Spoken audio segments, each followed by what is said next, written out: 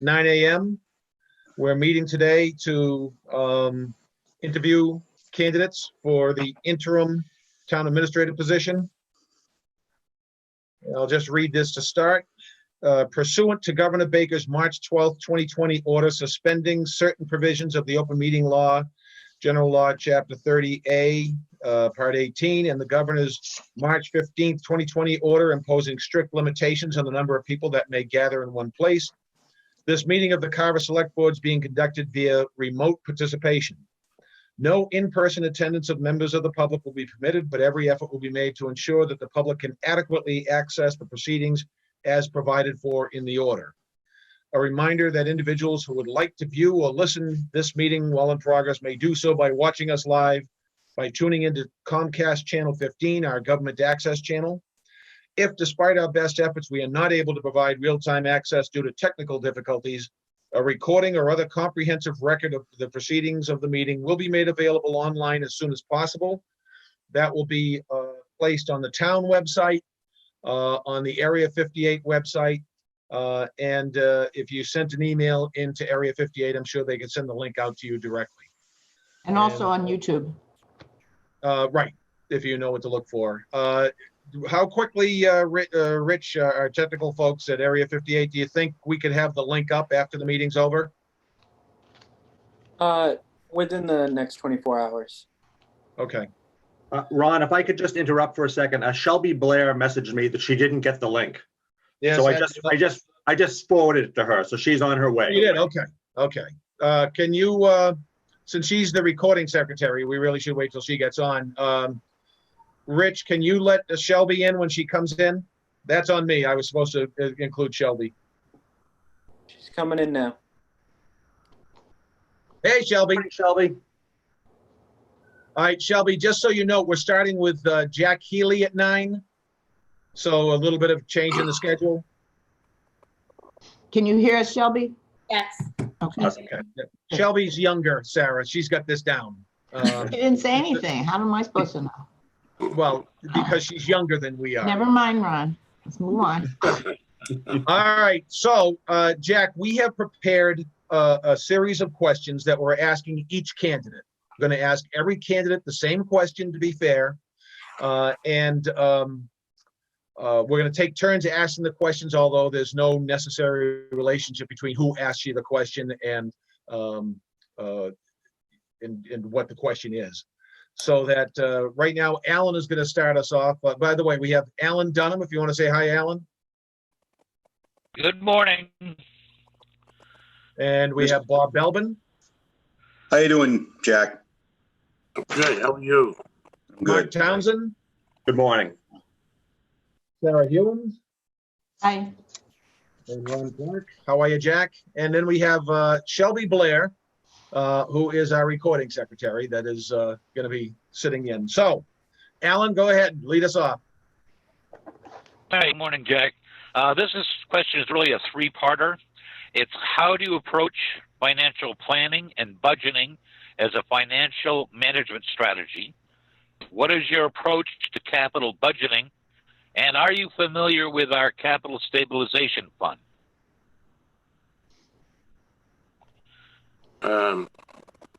We can repeat that if you want. Yeah, would you please? Sure. Okay, basically it's a three-parter. How do you approach financial planning and budgeting as a financial management strategy? What is your approach to capital budgeting? And are you familiar with our capital stabilization fund? Okay. I work very, very closely with all of the financial offices of the town, and in preparation for meeting with all of the department heads prior to their producing their portion of the budget. My approach to capital budgeting is to work with the finance committee and the financial officers to determine where we stand in terms of our any surplus revenue that we might have, and make sure that that we're investing that money in a way that's going to maximize what we have available to us in future years. I work directly with the finance committee and usually sit in on any budget hearings that they have with department heads. I'm a hands-on kind of guy, and have a close relationship. I've had a close relationship with all of the financial officers that I've worked with in all the communities I've worked in.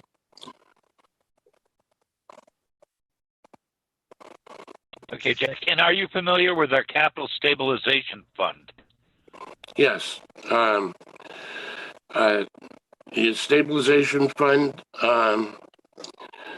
Yes, I'm familiar with what a capital stabilization fund is and how it should be handled. So you're not familiar with Carver's particular, how we do it with our capital stabilization fund? I don't know. No, I haven't been introduced to that yet. Okay, thank you. All right, Sarah? Thank you. This question is also three-part, Jack. What are your thoughts on, how would you define your management style? This is not three parts. How would you define your management style?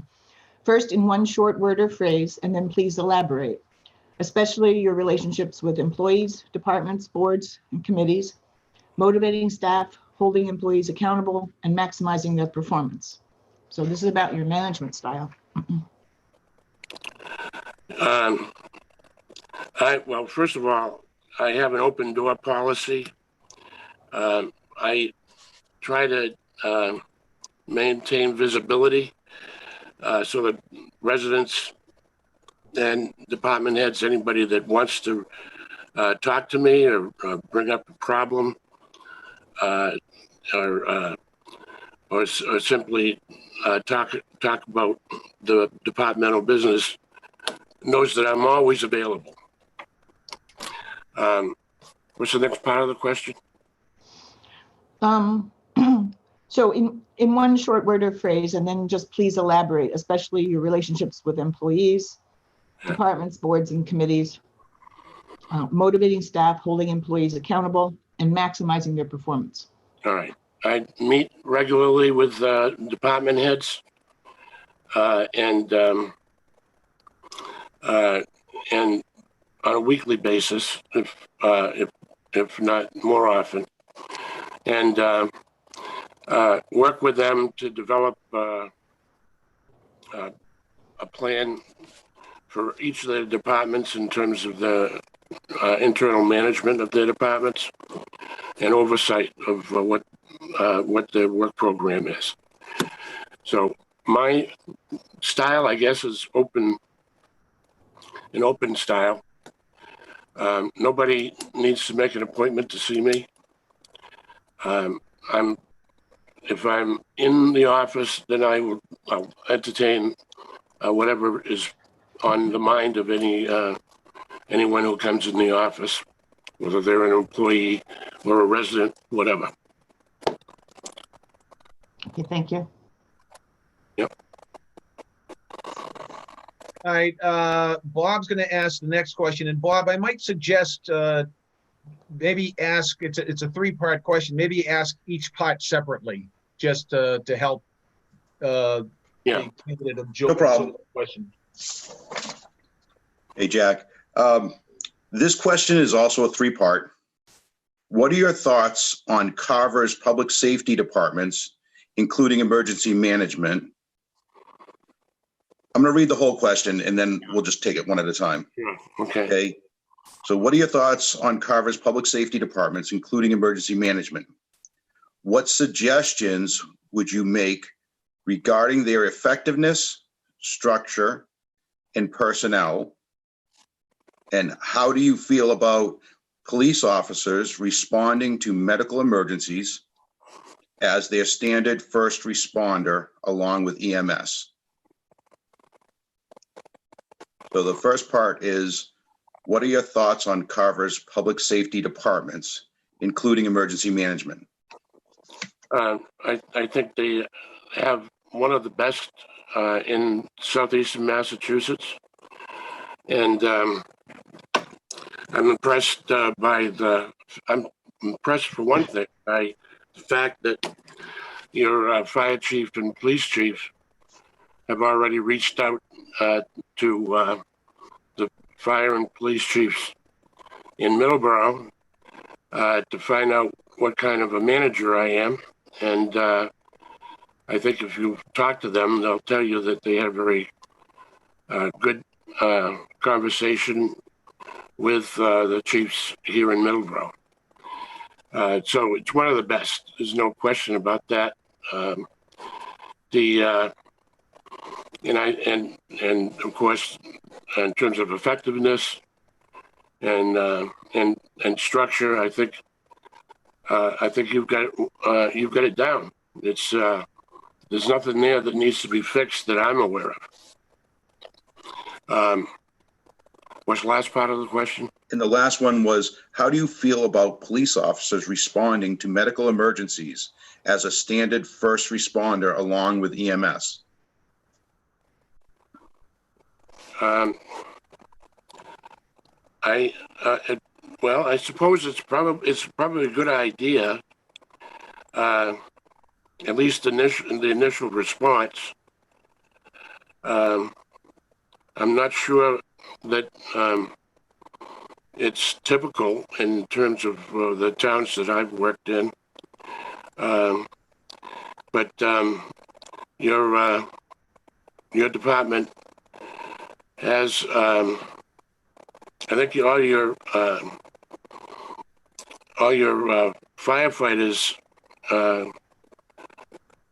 have good skills in terms of being the first on the scene from the standpoint of training on how to deal with a medical emergency.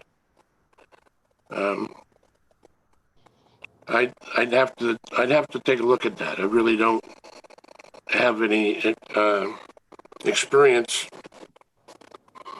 with that kind of a response, I don't think. But it sounds like a good idea to me. I mean, there's it's a question of training, and I'd have to take a look at the whole situation in order to form an opinion on that. Thank you very much. Yeah, you're welcome. Ron, could I have a brief follow-up on that topic, please? Sure. Okay, Jack, just wondering what your feelings are as far as on the dispatch side of the house for emergency services. Are you more in favor of keeping it local in the town or going to a regional dispatch center? I'd rather keep it local. Thank you. Yes. All right, Sarah, it's you're up. It's another two-part question. Maybe read the whole question, then come back with the separate parts. Sure. So this question is two-part, Jack. When you think of your career to date, what has been your biggest professional regret, and what did you learn from that? And the second part is, what has been your biggest career accomplishment? Wow.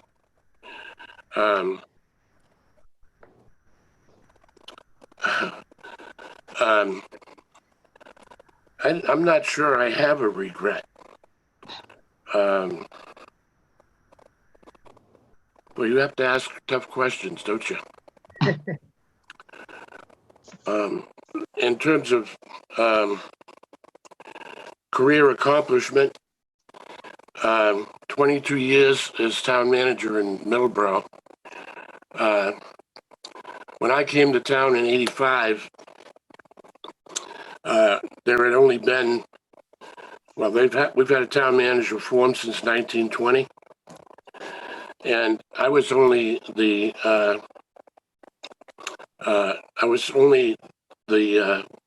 eighth town manager that the town had. They had three that only lasted a year in the mid '60s.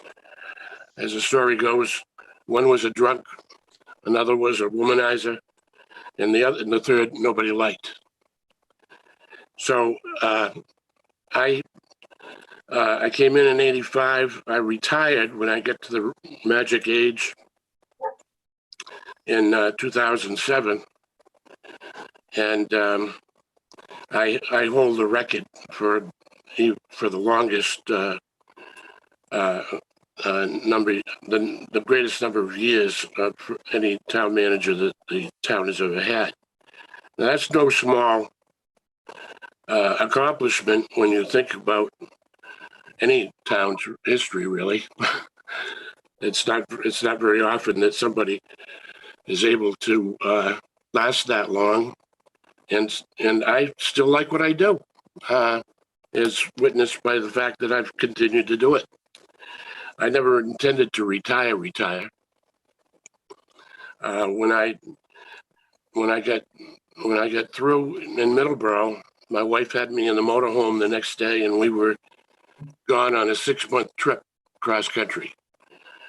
We did 36 states, 3 Canadian provinces, the Yukon Territory, and we didn't come home until all of the campgrounds were closed. We came home in a snowstorm, and it was a great time. And immediately, I started applying for interim positions, and within 2 months, I was working in Southbridge. As you know from my resume, I've worked in a number of towns, some for just a few months, but I was in Freetown for 3 years, went to Westport for 3 years, and back to Freetown for 3 more years. And I hope to be able to drive the 4 miles down the road to your town hall and serve you as long as you need me.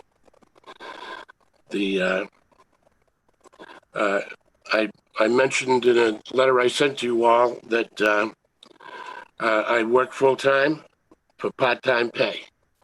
All I can make is about $55,000 a year under the retirement rules and still get a retirement check. So I don't need what I would think everybody else on your list is going to demand.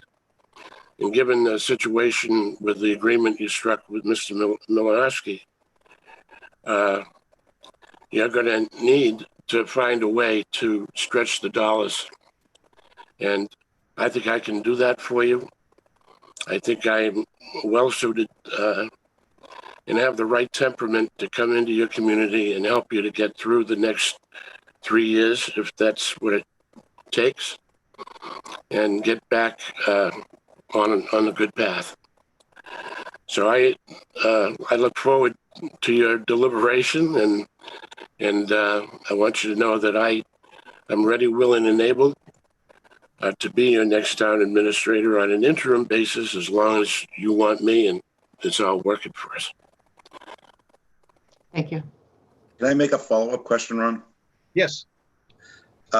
Jack, Yes, sir. which is because you brought up about being a town manager for Middleborough. Which one do you feel is better, a town manager or a town administrator? It depends on the community, but no, Middleborough was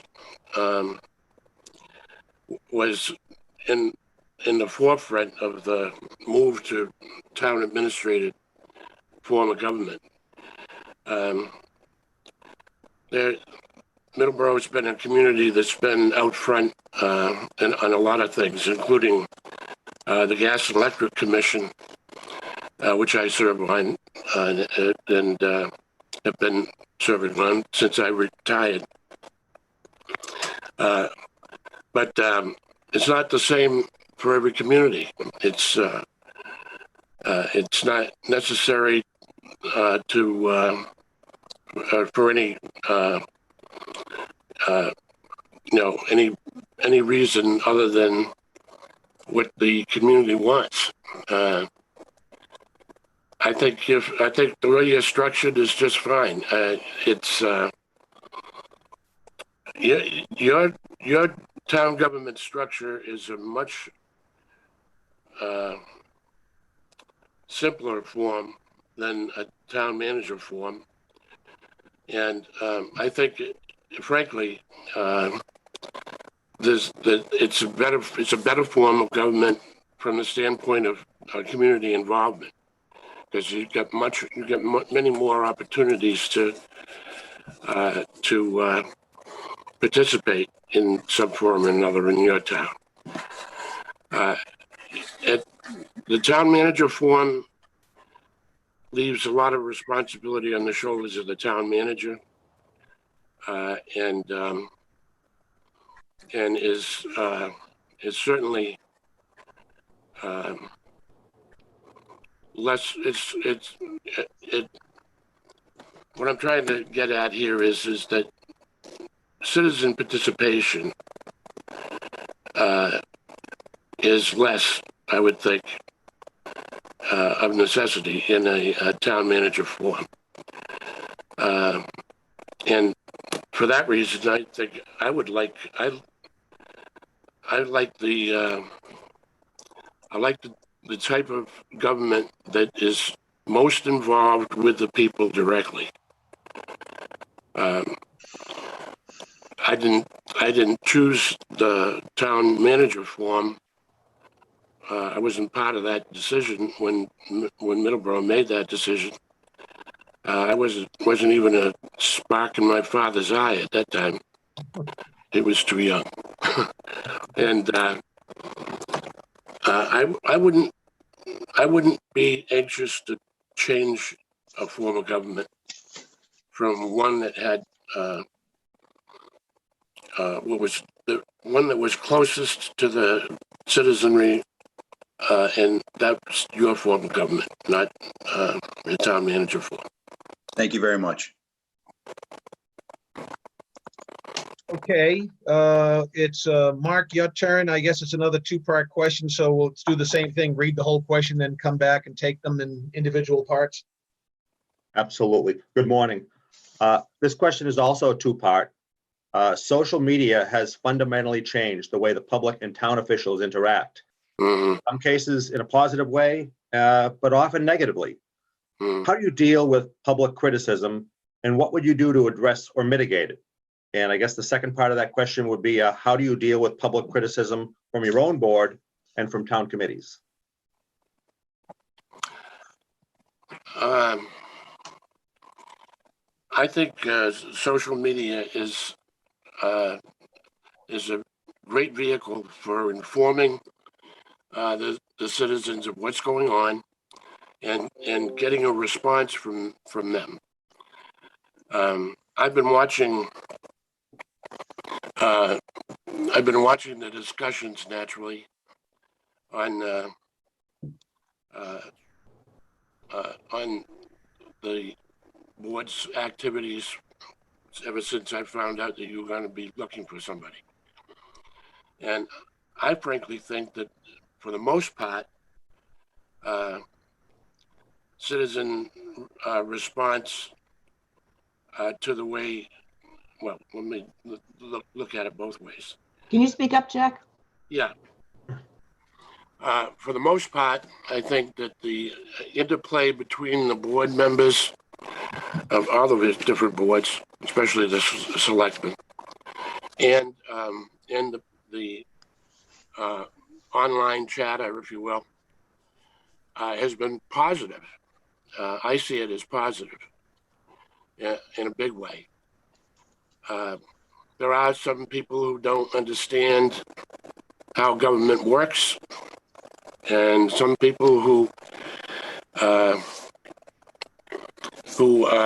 simply want to be critical without being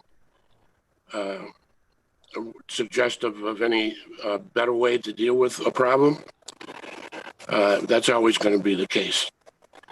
But for the most part, I think that the selectmen in particular and other boards in town as well should be very proud of the way that you interface with the residents, respond to issues and problems. I think it's done very professionally, and that for the most part, people behave themselves in terms of how they approach disagreement with things that happen. It's not always that way, and we can't always control how and when people respond to situations. But I think for the most part, Carver's got it together pretty well, and I think you all deserve a real pat on the back for the efforts that you make to make that happen. So kudos to you guys. You're doing well. Great. And part two of that question, how do you deal with public criticism from your own board and from town committees? I try not to personalize any negative comments. I try to deal with the issues, and so criticism is not something that anybody should be afraid of. It's not a personal matter in most cases, at least, and you just need to handle it professionally. Take it for what it is, and if there's substance to the criticism, then you try to find a way to modify what's going on, and properly address every issue without getting personally involved. So you won't see me striking back, as it were, to any comment, no matter how negative it might be. So that's how I view that. Thank you. Yep. All right, Alan. Okay, Jack, this is not a two-parter. Oh, good. Okay, what do you believe are the major challenges and opportunities facing Carver now and in the future? Well, I know you've got some problems that I think I've got some good background for dealing with, around trash and recycling issues, and industrial development.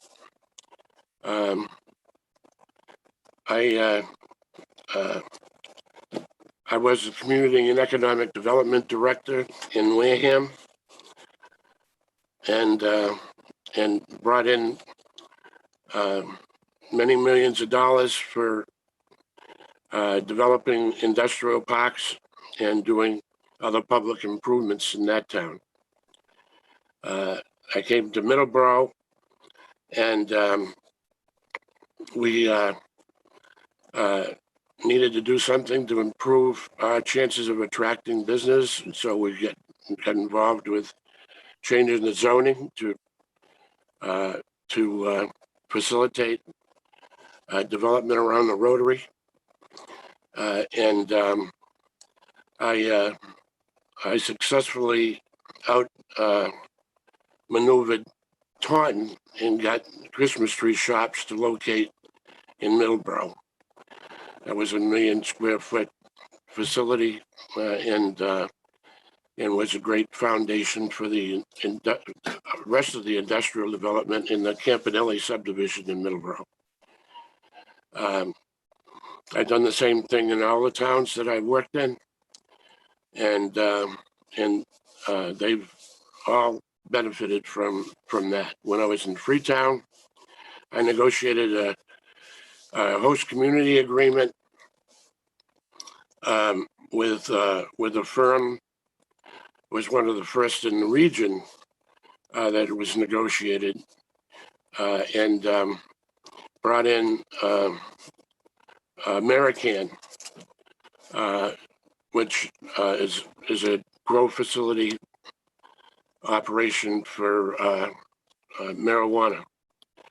And they pay $1 per square foot of their building, which is several 100,000 square feet right now, and will ultimately be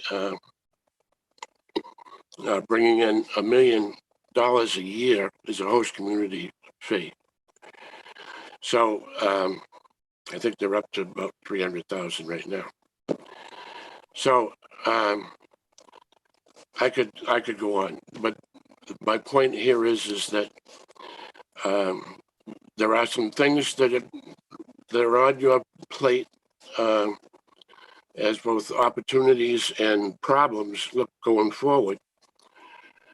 Trash and recycling being one, and industrial development being the other. That I have had great success with. And incidentally, I want to make sure, and this is probably the best place to mention it. I wanted to let you know that I have worked in most of the communities I've worked in. KP Law, Copeland and Page, are the attorneys that we work with. I've worked with 16 of the 40 odd lawyers on that team. Most of the attorneys I've worked with are section leaders now, meaning they supervise some of the younger attorneys. And while I haven't worked with Mr. Corbo, I look forward to doing that. But I could refer you to a couple of dozen lead attorneys with Copeland and Page that would, I'm sure, give you a good report on the things that I was able to accomplish and how well I worked with them over the years in all those communities we talked about. Have I answered your question? Huh? Yes, you did. I said, yes, you did. Thank you very much. You're welcome. All right, Bob. All right. The pandemic is imposing financial and physical hardships on municipalities we have not dealt with before. How would you go about lessening the burden on residents and employees through this crisis? Wow. I don't know that that a town manager is going to be in a position to do very much in terms of lessening the burden. Sharing some of the workload, of course, but I think the thing that a town administrator can do that would be most useful is to communicate, to take every opportunity to communicate to the residents what's going on, where we stand, what problems we might have had responding to situations that might develop and how we handle them. Just being open and above board and letting the community know that you're there, that you care, and that you are staying on top of it. I can't think of any better way to relate to a community that's in this kind of a shutdown mode than to use every media means you have available to you to let them know that that you're on top of it as much as you can be in this kind of a situation. It's my son is a firefighter EMT in Middleborough, and I worry about him every day, you know. But you know, we all have to we all have to go to work or work from home or hope that we avoid contracting this disease. And it's tough. It's tough. I've never been through a situation like this. I mean, we've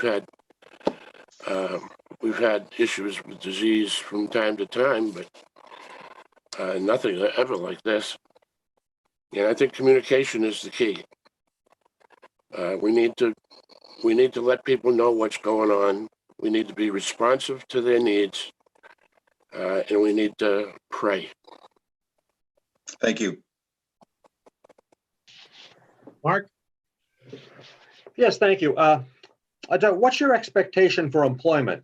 Full or part-time, and at what salary? My expectation is what it's been since I retired from Middleborough.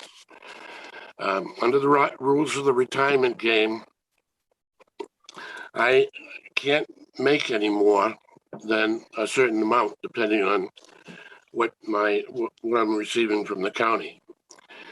And so, in my case, that's in the neighborhood of $55,000. And I don't work part-time. All my references will tell you that I work more than full-time. I'm in the office and available when I can be, and I'm always available even if I'm not in the office. Nobody has ever made an appointment to see me. I consider that if somebody comes through the door, a citizen comes through the door with a problem, it's that person's problem then, not 3 days later. And that's why I've always had an office where somebody could see me, or I left the door open, and nobody ever had to make an appointment to come back and see me. So I think that's the key. As I said, I don't work part-time. I'll give you 100% full-time service for part-time pay. And I've done that and done that well. And I'm proud to say that if you check with my references, and I wish you would, because so many of them have not heard from me yet. I hope you do take the opportunity to talk to them, because they'll tell you that what I'm saying is what you're going to get.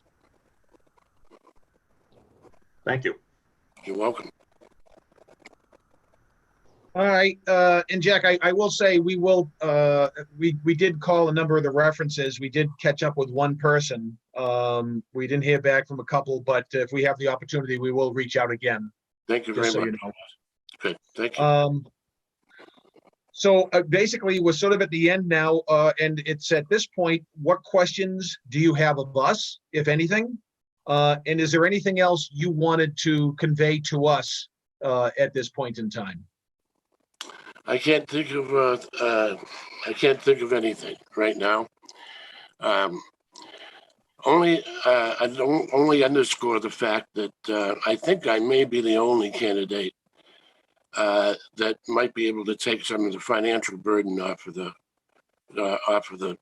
town because of the fact that I'm a retiree. I would think that would be important for you, probably, right through the next 2 fiscal years, anyway. I can only say that I want this job because I know I can do the job for you.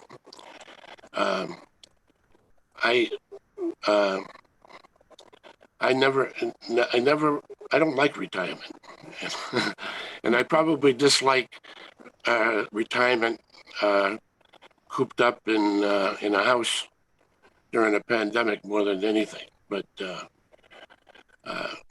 I'm itching to get back to work, and I love what I do, and I think it shows.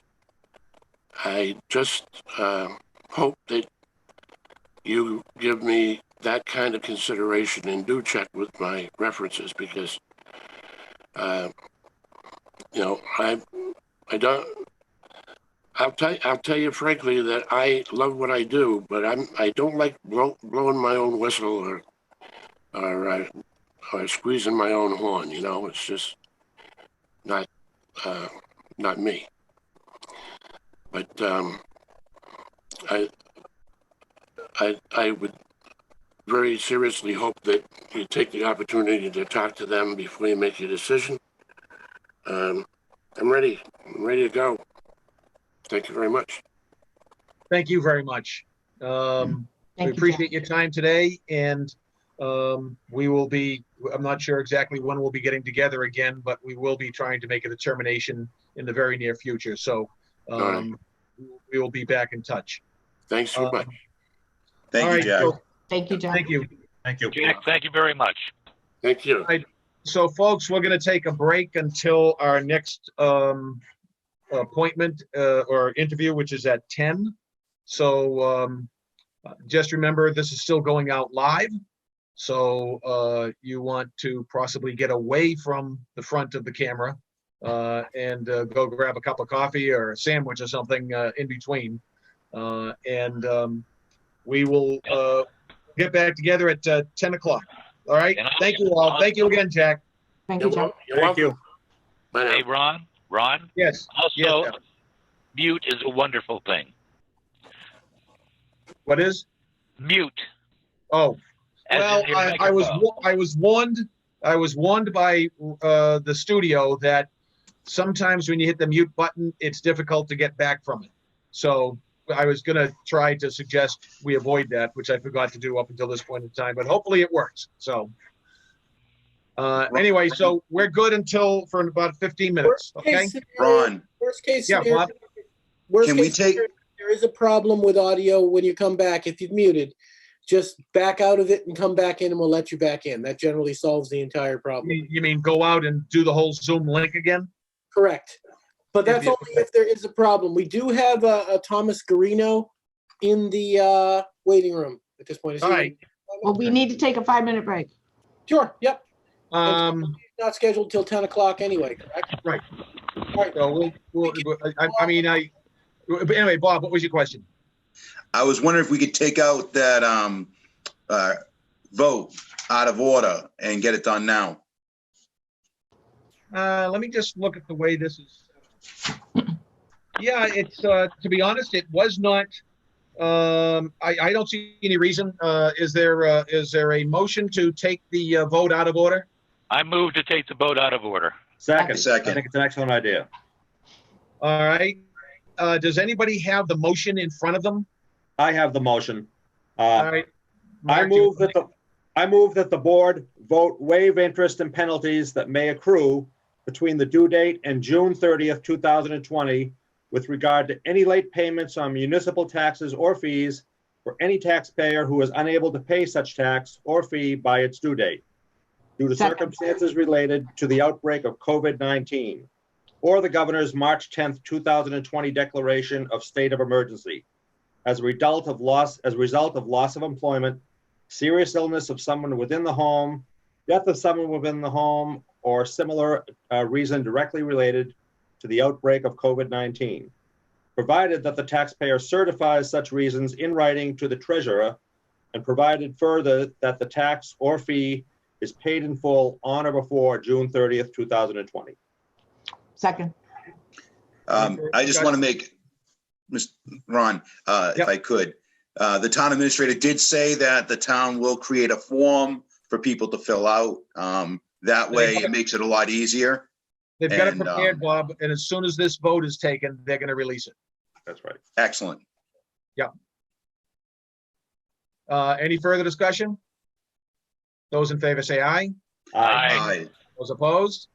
All right, excellent. And all right, so that gives us, if we run a little over, then that will eliminate that portion of things. The only other thing I would ask you, and maybe it's too early, maybe you want to wait to the end of the interviews, is, Bob, your afternoons to evenings all week this week? Correct. All right, so Alan's actually available Friday morning.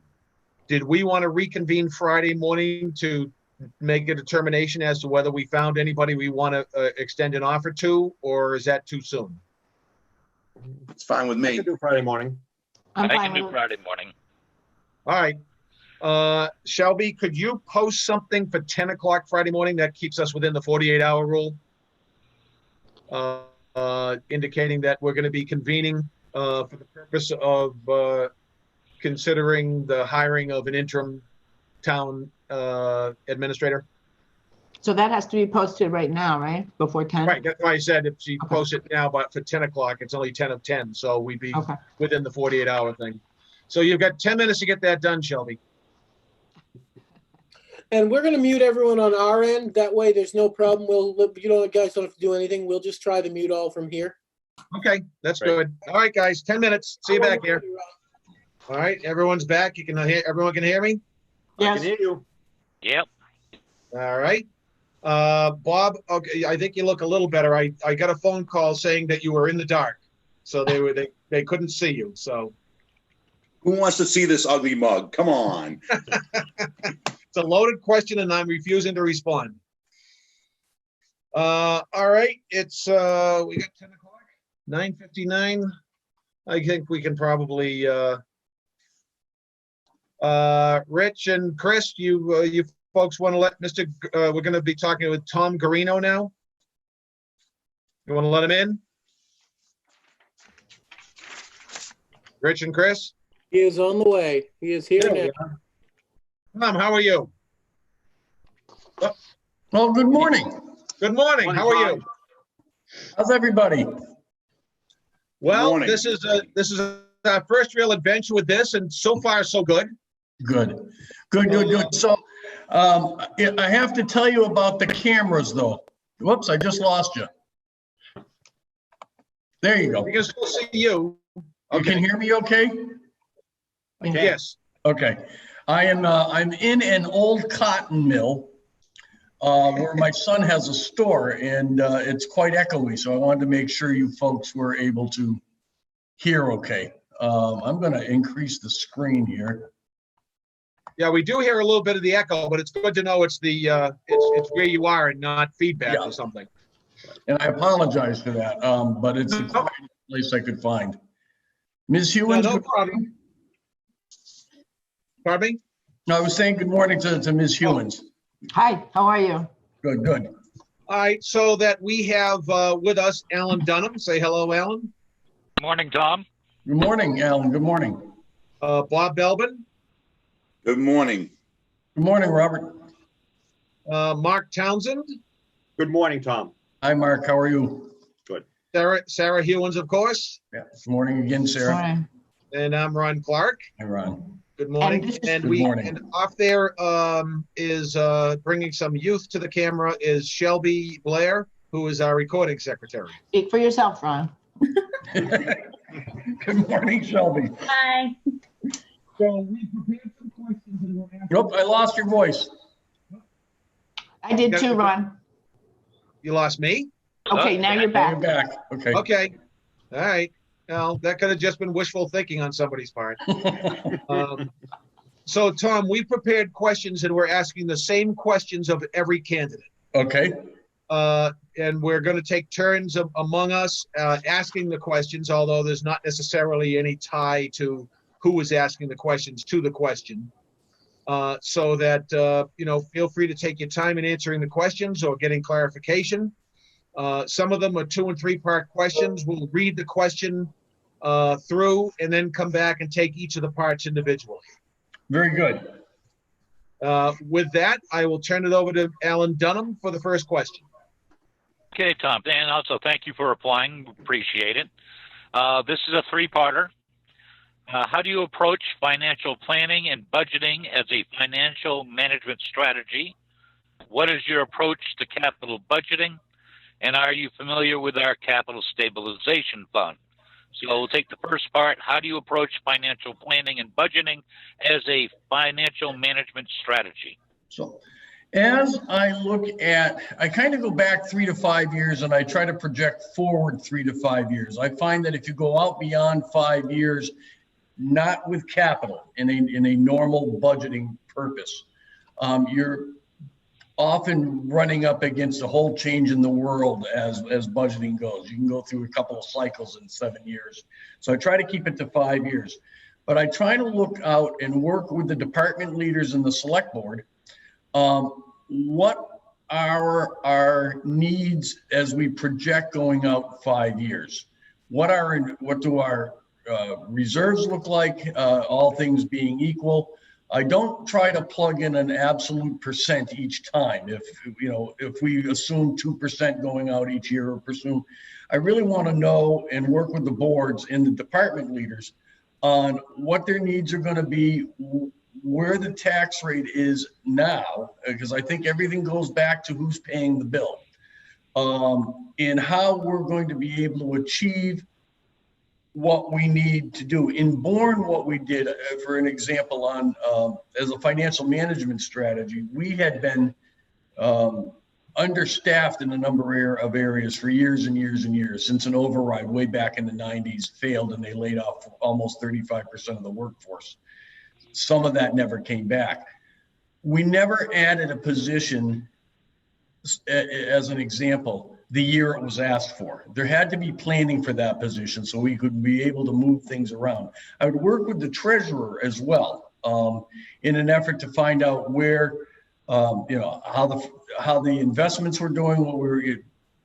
You're kind of limited on investments as relative to where you can put them, but how we were doing that, what were the trends in your insurances. All of those things go together to create the strategy on how to move forward in where the select board's goals are, where you want to take that pool of money in the organization over the next several years, and how does it meet the priorities that you folks set up. That's how I look at that. I hope that answered the question. Relative to capital planning, unless there's a follow-up on that. No, go ahead. Okay. Capital planning, we had, and I have done really extensive job on capital in Bourne, and I'm not there anymore, so I'm going to use the word we a lot, even though it's not we anymore.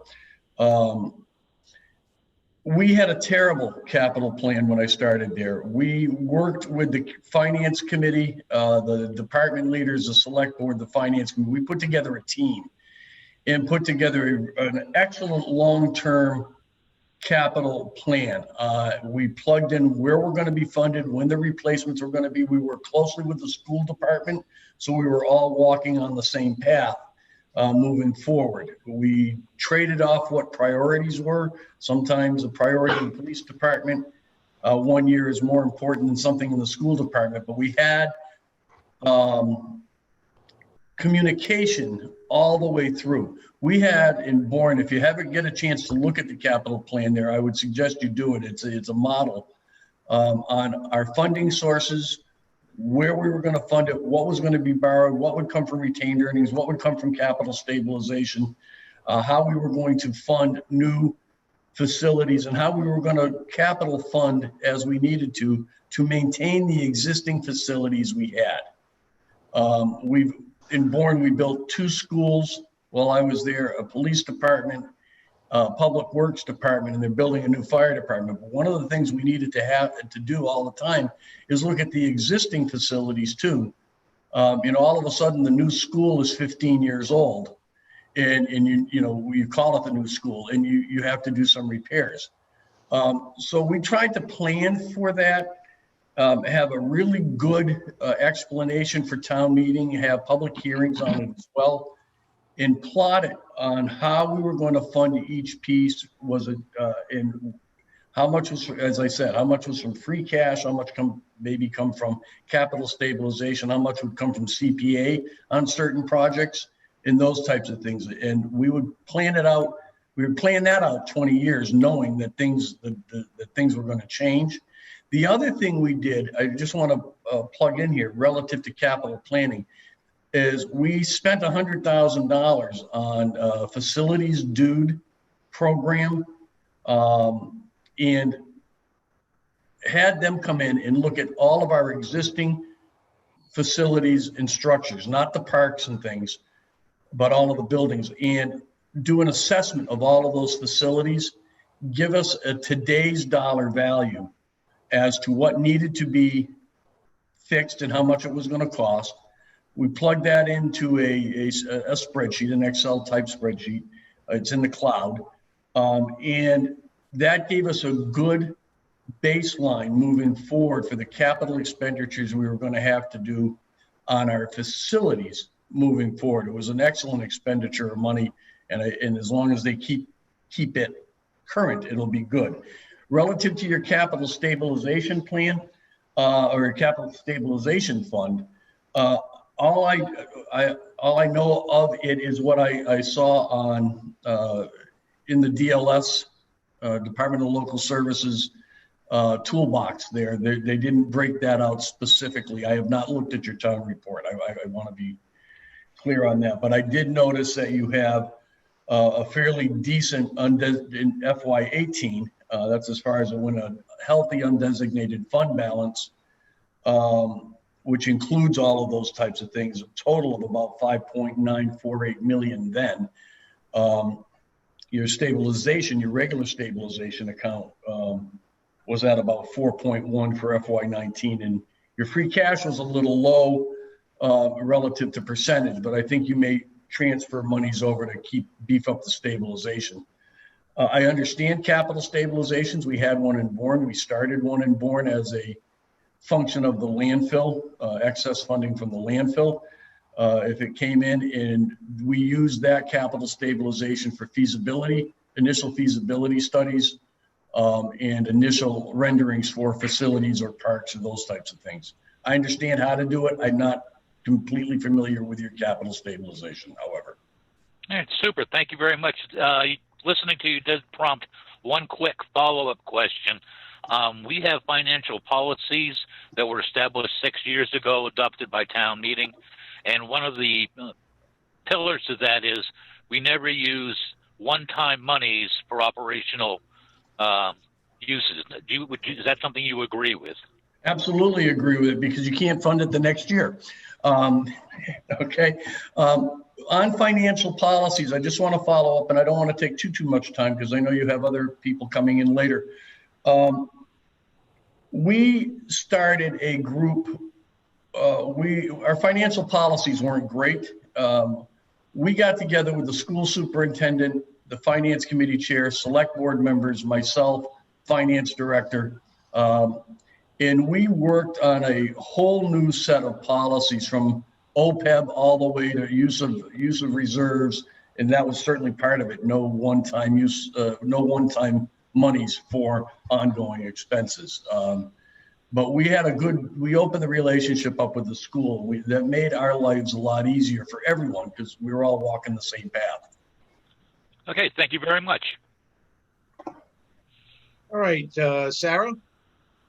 Thank you. How would you define your management style in one short word or phrase, and then please elaborate, especially your relationship with employees, departments, boards, and committees, motivating staff, holding employees accountable, and maximizing their performance. So one short word or phrase, and then elaborate, please.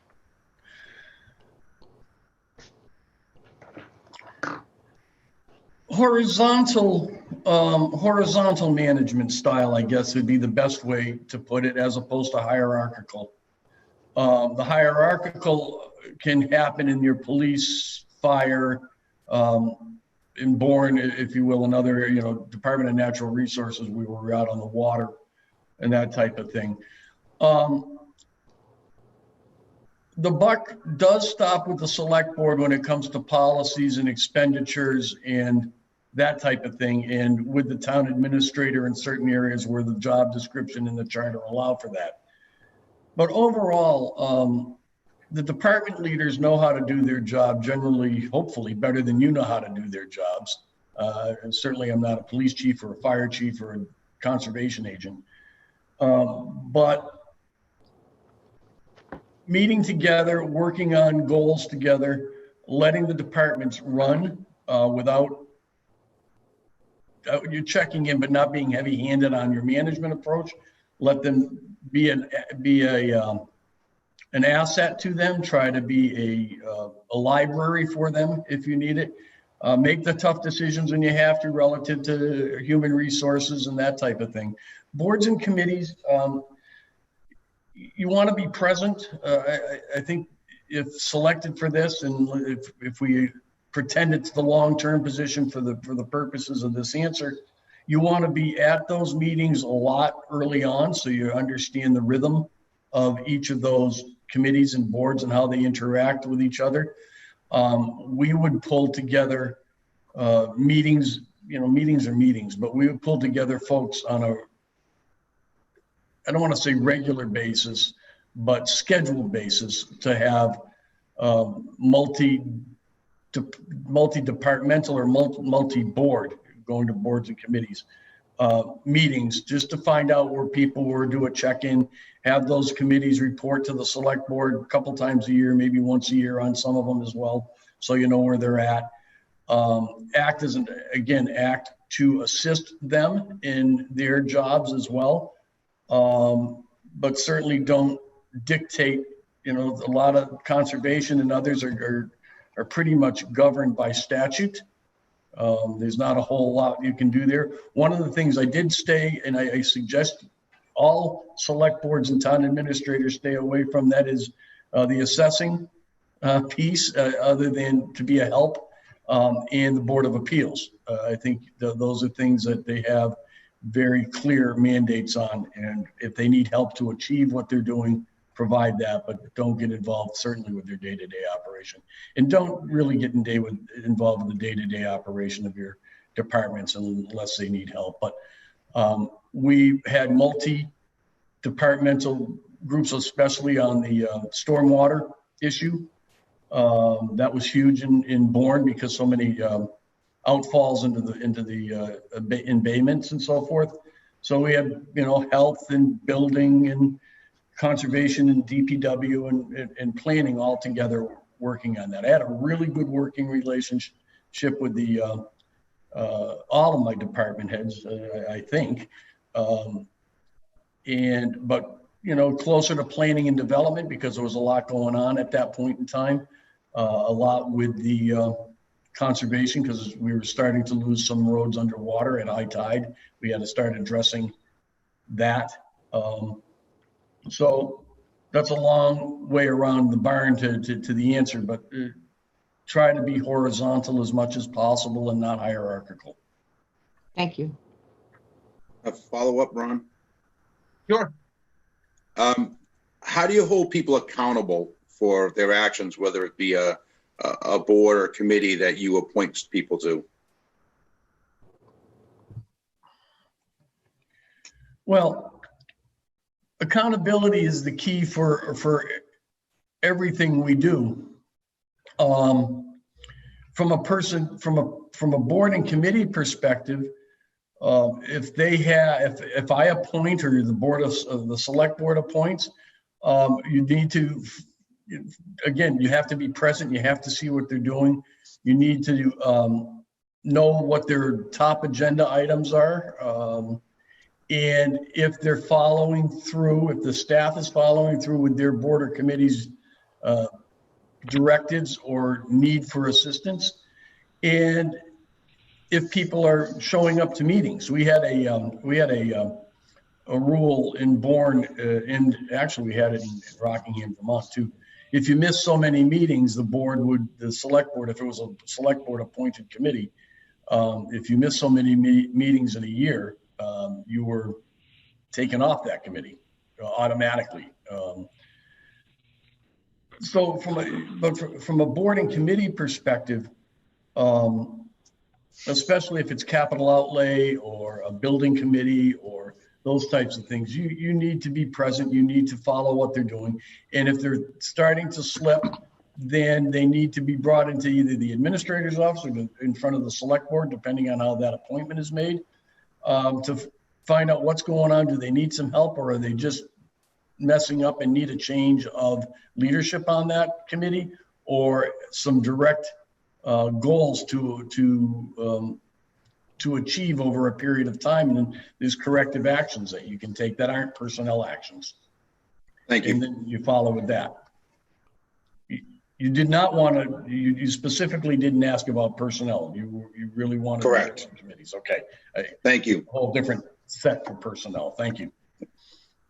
All right, and I think, Bob, you actually have the next question.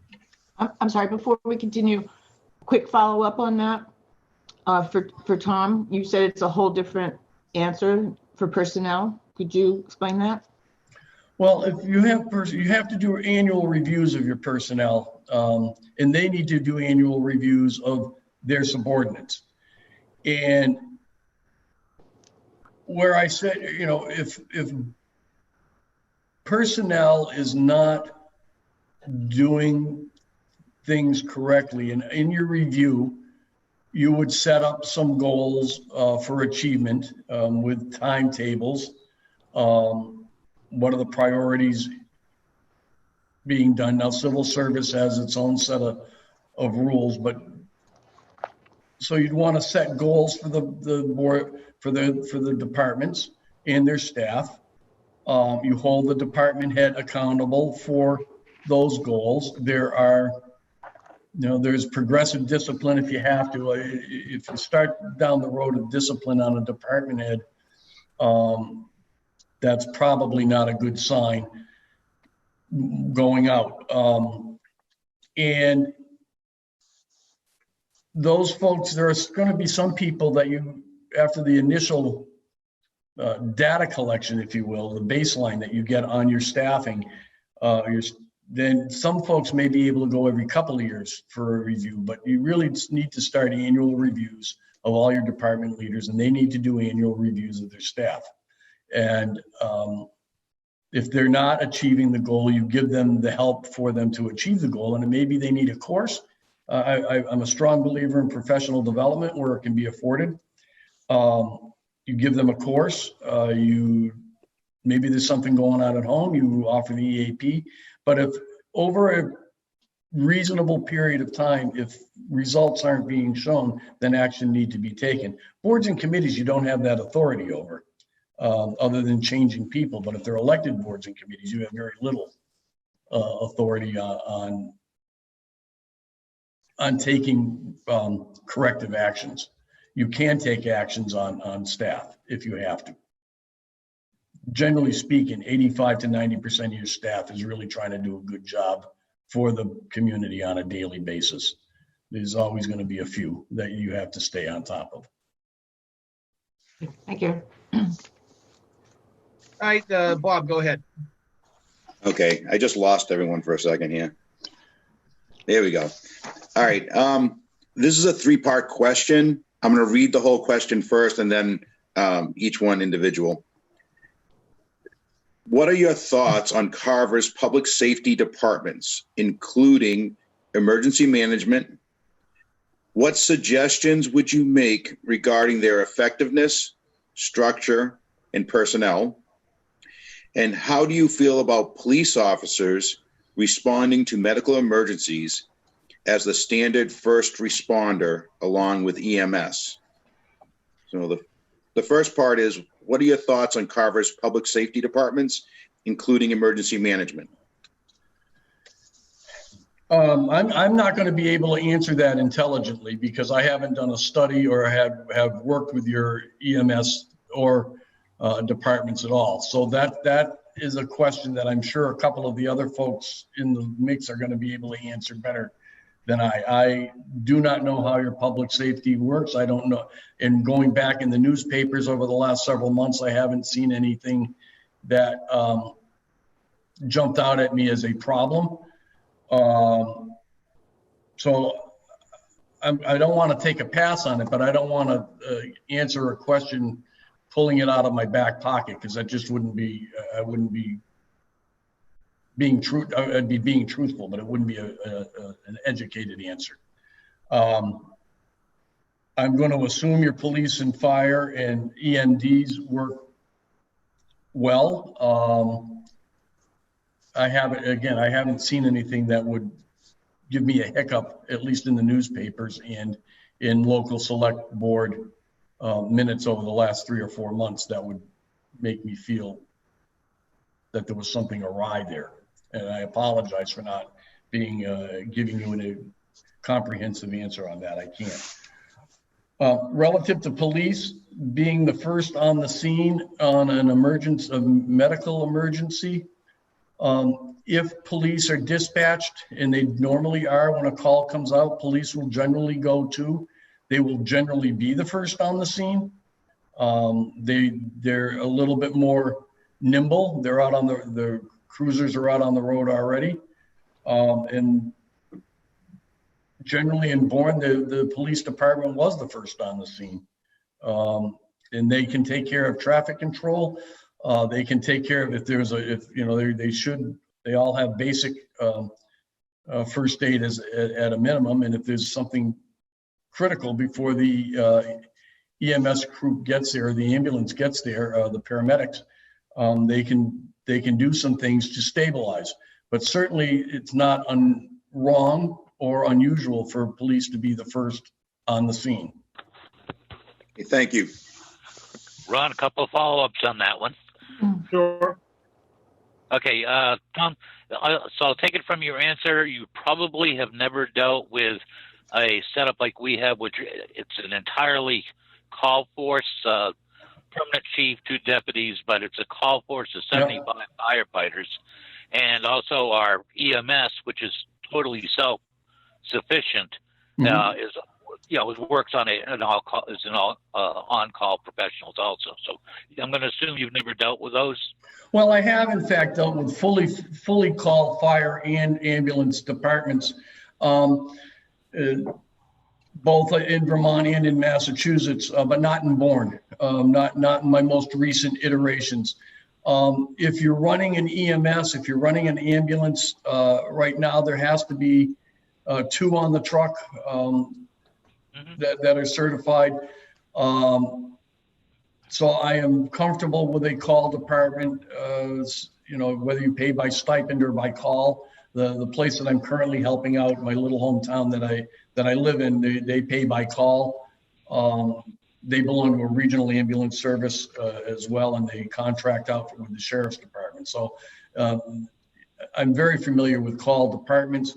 I am not familiar with the day-to-day operations in the Carver call system, but certainly am not unintelligent to the fact of how these things operate. Okay, thank you very much, and I appreciate your honesty on that. Let's see. Okay, so we move on to number 4. Sarah. This question is a 2-part question.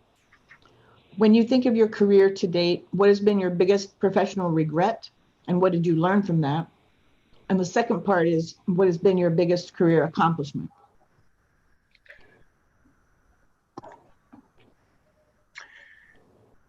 It's a long career. I think my biggest regret in the last 15 years, I guess. No, I'm going to go back a step. My biggest regret was a poor personnel decision that I made with an economic development director in another community, where I didn't have the professional maturity at the time, I guess is the best way to put it. And I acted more impulsively than professionally.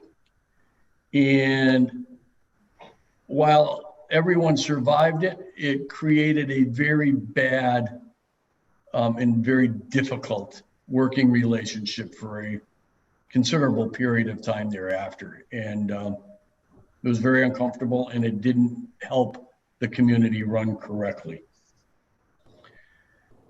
My biggest accomplishment, and it's not going to be municipal management, it's going to be when I was at the Rural Development Council.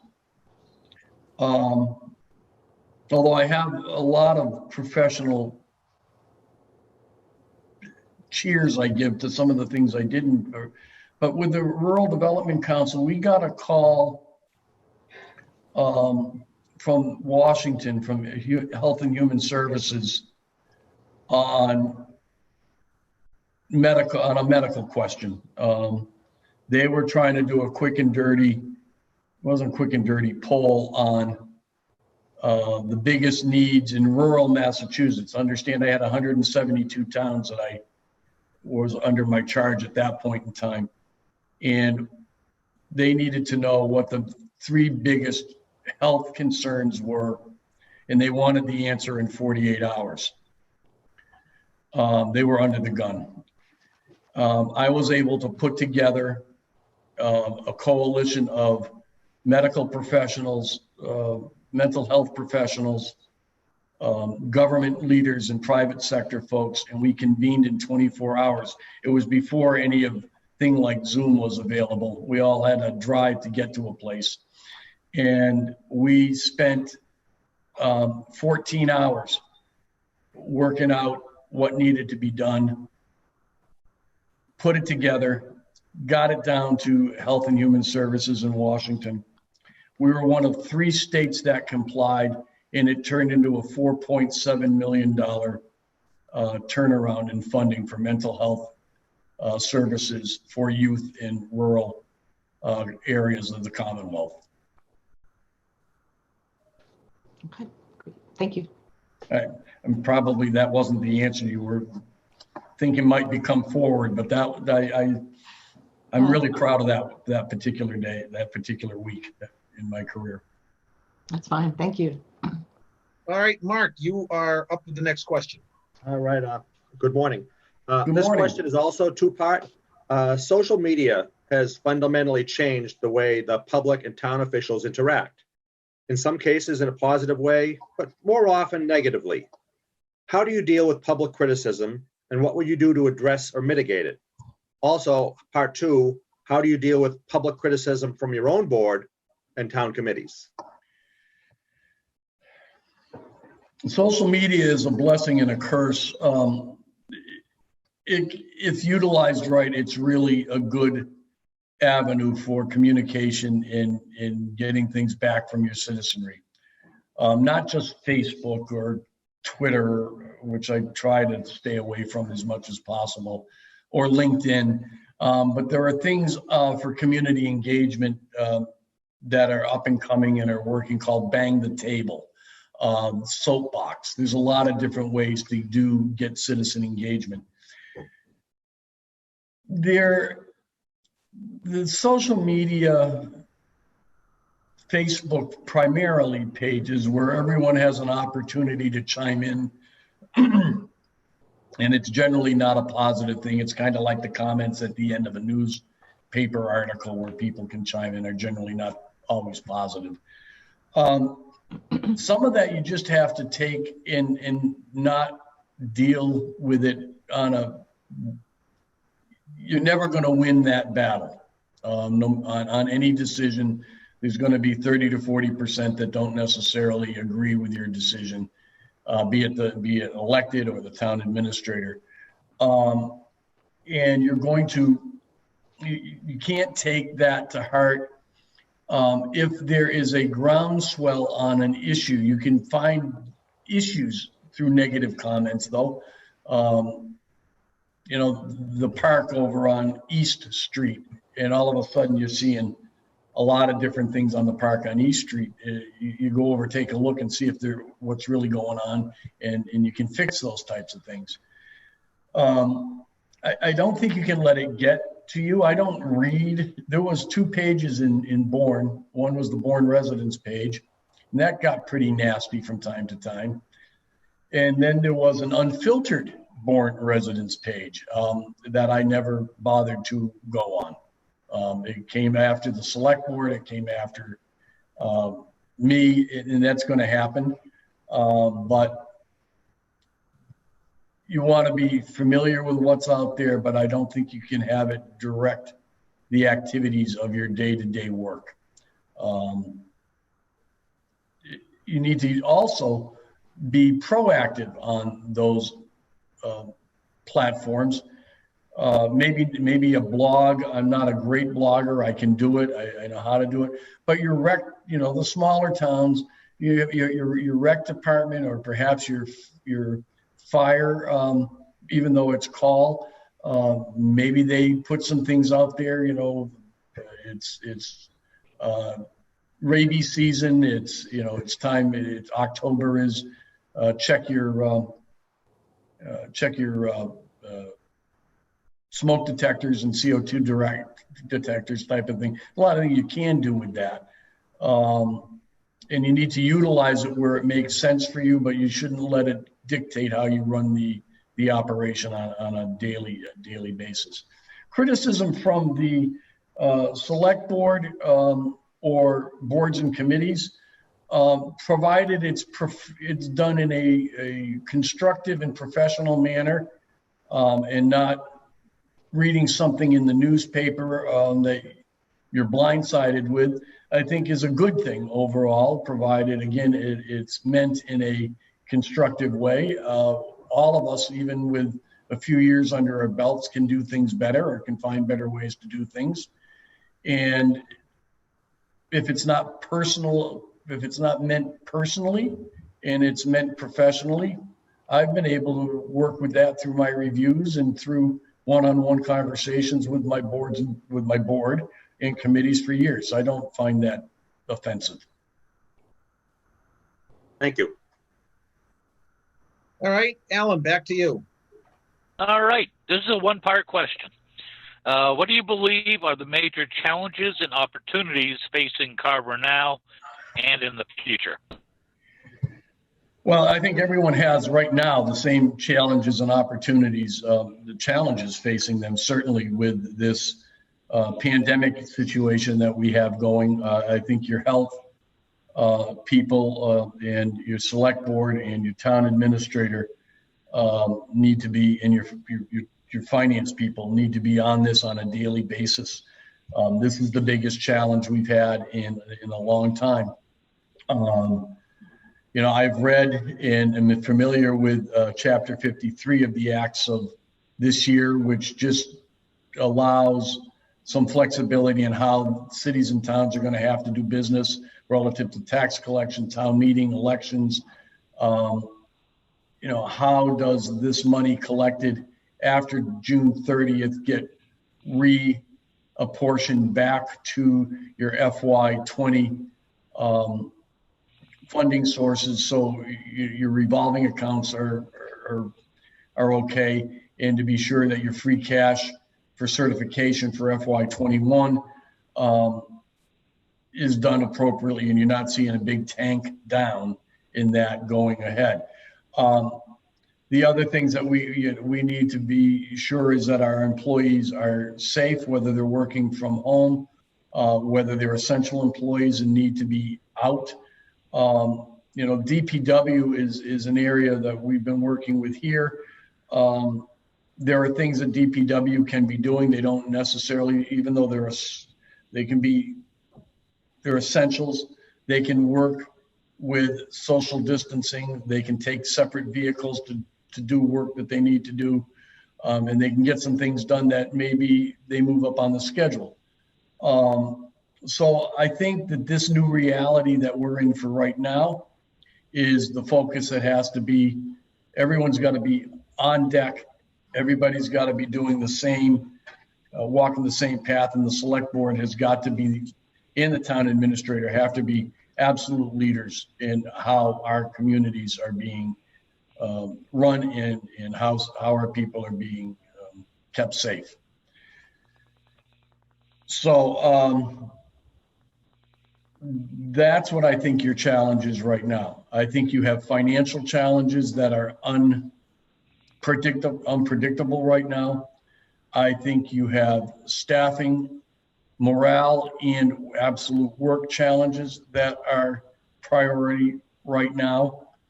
How you roll this back up and get people back to work, be it in, I don't think it's going to be in May. I don't know.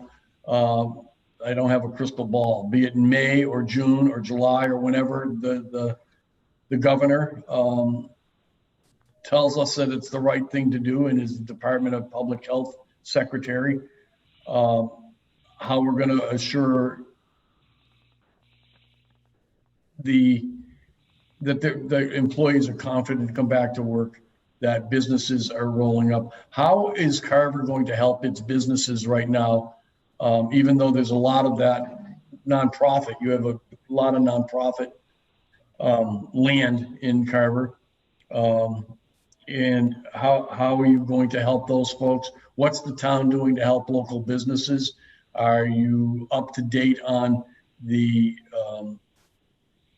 legislation that came in from Washington? How's that going to affect your small businesses? How's it going to affect private nonprofit corporations that are going to be looking to, they're losing money, they're going to be looking to get some help as well. We need to be a leader in being able to show people, we can't be the experts in it, but we need to be able to show people where to go. And if they're having trouble navigating, help them navigate. Okay, So thank you very much. The other part of that was going forward, I guess, right? Yep. Yes. Okay.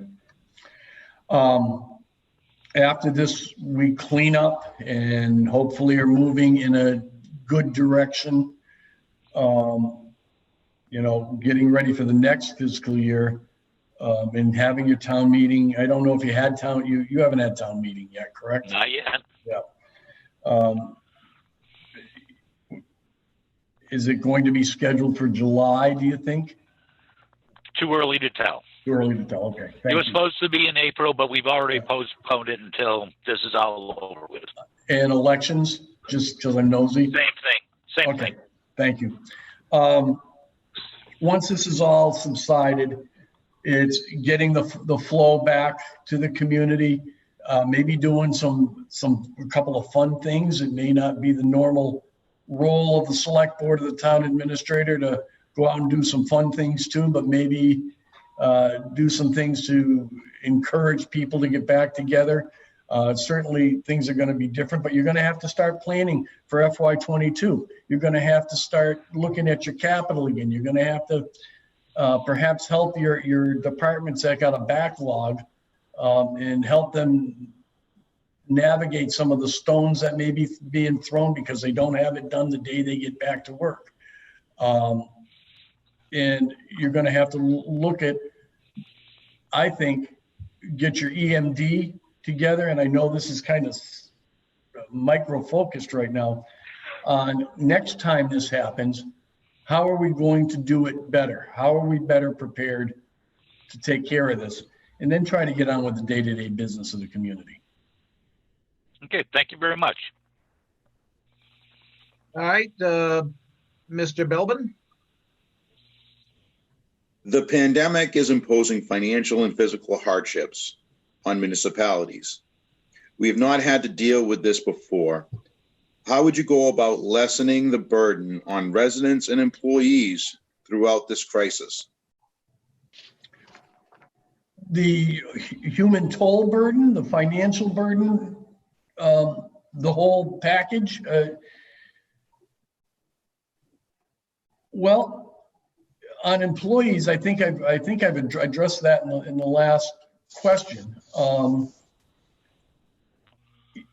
I would assume that you're paying folks if they're non-essential right now. There haven't been layoffs. There haven't been that type of thing going on. Perhaps Not at this time. Okay. We're reviewing that on a monthly basis right now. Relative to citizens, there's a number of things you got to make sure. I'm going to make assumptions that the school department is delivering through the bus company or other means are delivering meals to kids right now? They have a pickup where, and it's basically any student now. It was Yeah. special needs. Okay. Now it's any student can come through the school and they have a drop off for them. Okay. We own our own buses. Right. So as they did that's a good thing too, I think. We've gone both ways on that. And I think ownership's the best thing. So, you know, those initial basic needs of the young are being taken care of. And maybe they get weekend packs too. I don't know if that's what you're doing there too for folks. You know, I think the police department needs to be a little more vigilant right now as well, because there's going to be, based on modeling, there's probably more domestic and other types of violence going on in the house, and folks have to be ready to deal with that. I think the EAP has to be available to your employees if necessary, if they're under a lot of stress. It's really a person helping person at this point. We haven't dealt with it before. I think we reach out to, you know, there are state, federal, and nonprofit and for-profit entities that probably have expertise in areas that you and I don't have on a daily basis, and we need to be able to reach out to those folks too for help. And if Mrs. Smith or Mr. Jones is elderly and living, you know, alone, we have to do check-ins on them. Maybe the Council on Aging can do call-ins to be sure, you know, folks are okay.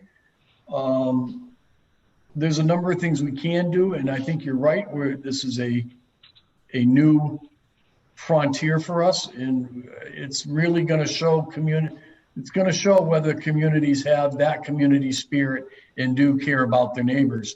And the municipality can be a leader in showing how that's done. Financially, I answered, I think, a lot of that in the prior question, but you have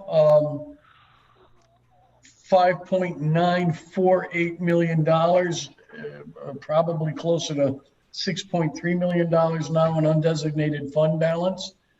You have the ability to utilize some of that if necessary. Your free cash at $1.35 million in FY20 doesn't give you a lot of flexibility if things really go awry, but you can use it.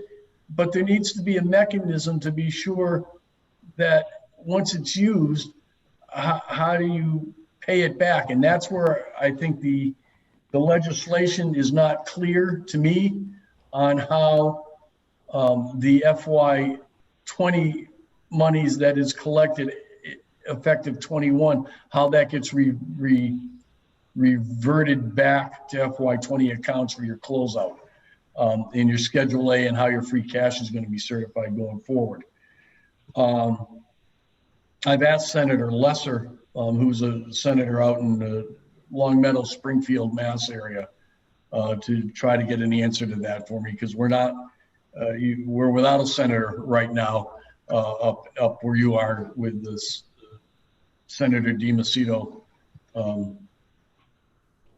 taking leave of his seat and going over to Bridgewater State. So actually, just so you know, our senator is Senator Pacheco. He actually is still. Oh, I stand, and I feel bad now because I was just following up and saying, I know Senator Pacheco. I just emailed him on an issue on the COVID Southeastern Mass not having a center for testing set up right now. And we had there's a similar situation going on in Franklin County. I know Mark very well and worked with him over the years. So I thank you for correcting me. And Just an FYI. Feel a little sheepish now on that. But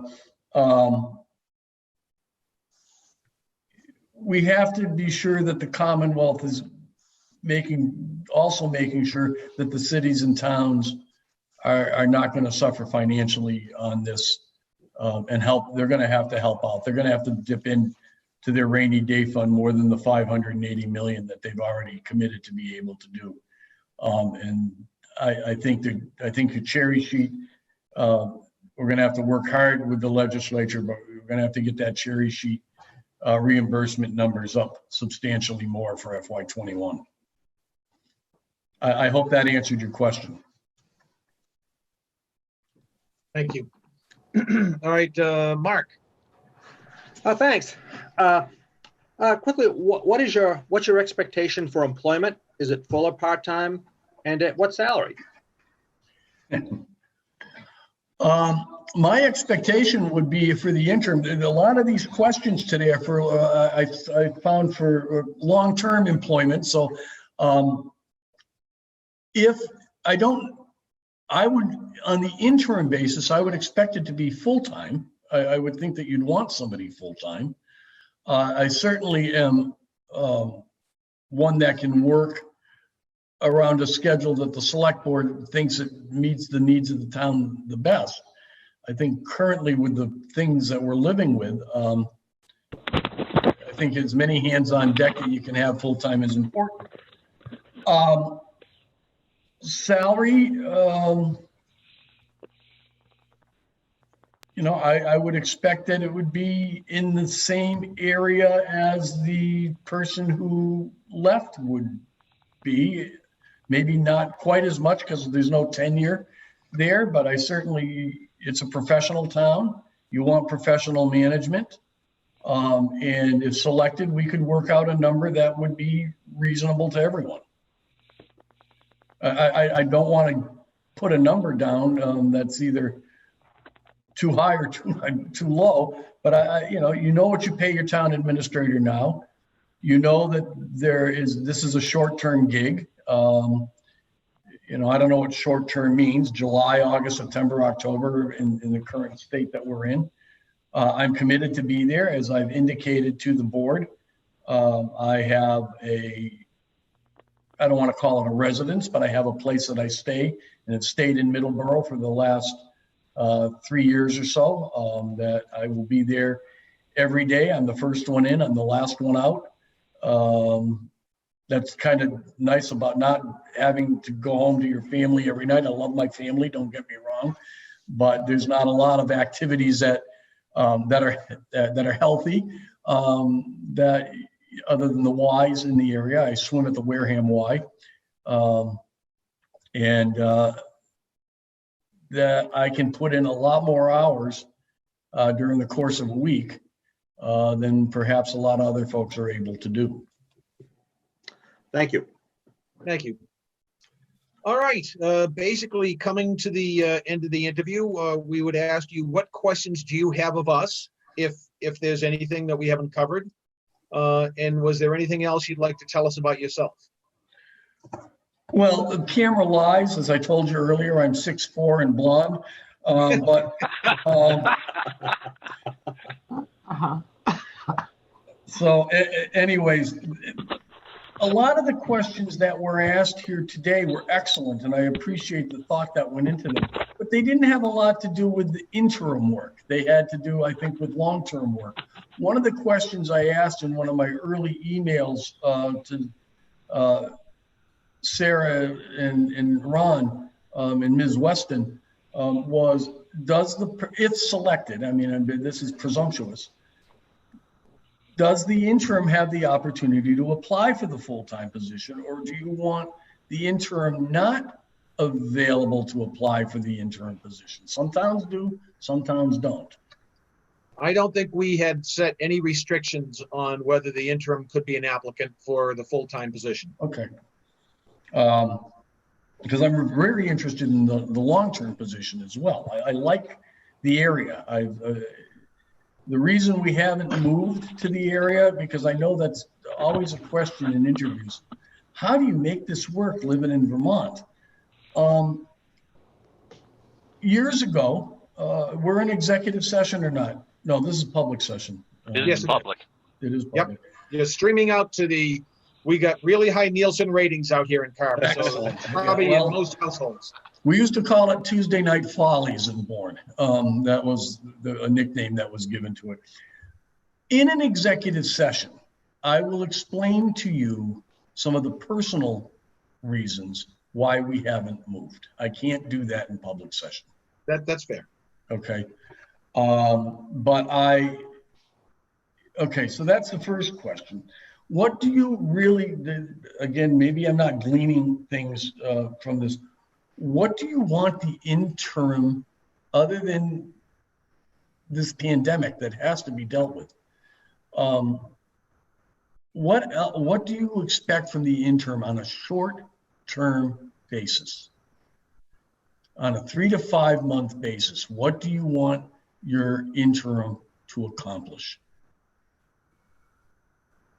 I don't want to speak for the rest of the board, so everyone else feel free to jump in, but we've established goals with our current town administrator. I think we would take a look at those to see which would be applicable to have an interim town administrator continue to move forward on. For instance, we have a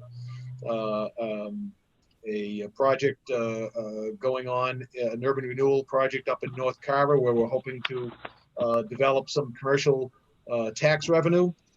That's something that needs to be monitored and looked at. Of course, we're a big cranberry town, Yep. and we want to make sure that we're paying attention to the farmers' health and welfare and doing what we can to support them. Again, along those lines, I would say probably looking at the goals and objectives that we have with the current town administrator, to the extent that it's reasonable to assume an interim can apply, can affect those, as well as you say, the pandemic has everyone just, working on a swivel and responding to what's necessary as it hits us. Also, one other thing is we do have a current building project. We're building our new police station, so that needs to be monitored closely too. Okay, on that, if I could just follow up, and then I want to go back to Mr. Clark's comments. Bourne is finishing up on their construction of the police department, a brand new police department there as well. So there was a great committee that was involved with that. I am real familiar with building projects. As I said, we built a couple of schools. I was not as involved with the new schools I was with the Bourndale Elementary School on Scenic Highway, because there was a lot of land transfers and special legislation. But we built a new DPW. I'm real familiar with working with OPMs, as well as building committees, and I think I could add value to that coming in. Relative to economic development, we did a lot. No one thought of downtown Buzzards Bay as being a place that you want, the destination location, if you will. But it is now, with the new park and for a couple of new restaurants and a new hotel and a few things. And, it took a lot of work and a lot of time and a lot of people, but we have a good solid foundation there, as well as some things on the other side of the bridge with expansion of some really cool companies there. They did that during my tenure.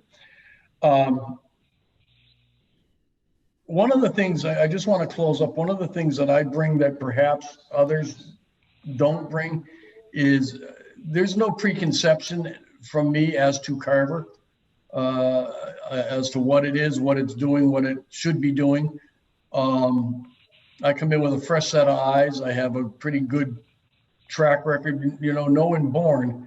I had 13 years of really excellent, positive times in Bourne. I had 18 months of not so much.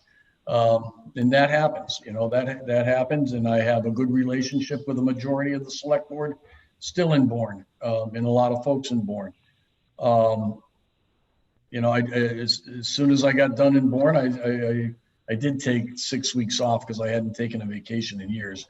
And I started, helping out Derek over in Wareham on some things. So I've been busy. I've still been in the area, but I can come to Carver with a fresh set of eyes and a pretty good financial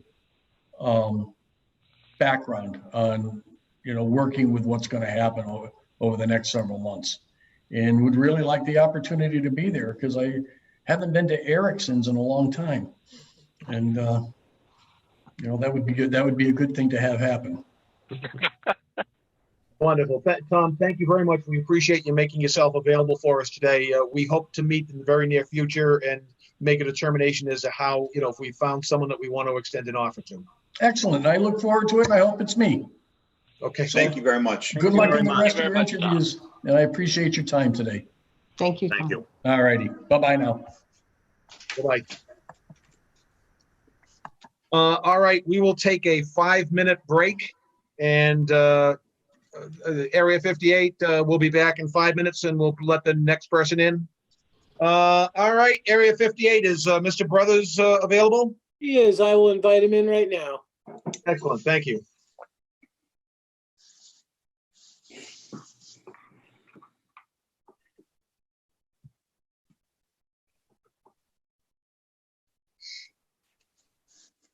There's Brad. Can you hear us, Brad? Can you guys hear me? There we go. Can you hear us? Yeah, we're good. All right, thank you. Appreciate you joining us, and thank you for rearranging your schedule. We appreciate You're it. welcome. No problem. So we have Alan Dunham. Say Good hello, morning, Alan. Brad. Hey, Alan. Sarah Hewins, Hi, Brad. Here. Mark Townsend, Hi, Brad. Bob Mark. Belbin. How you doing, Brad? Hey, Bob, good. How are you?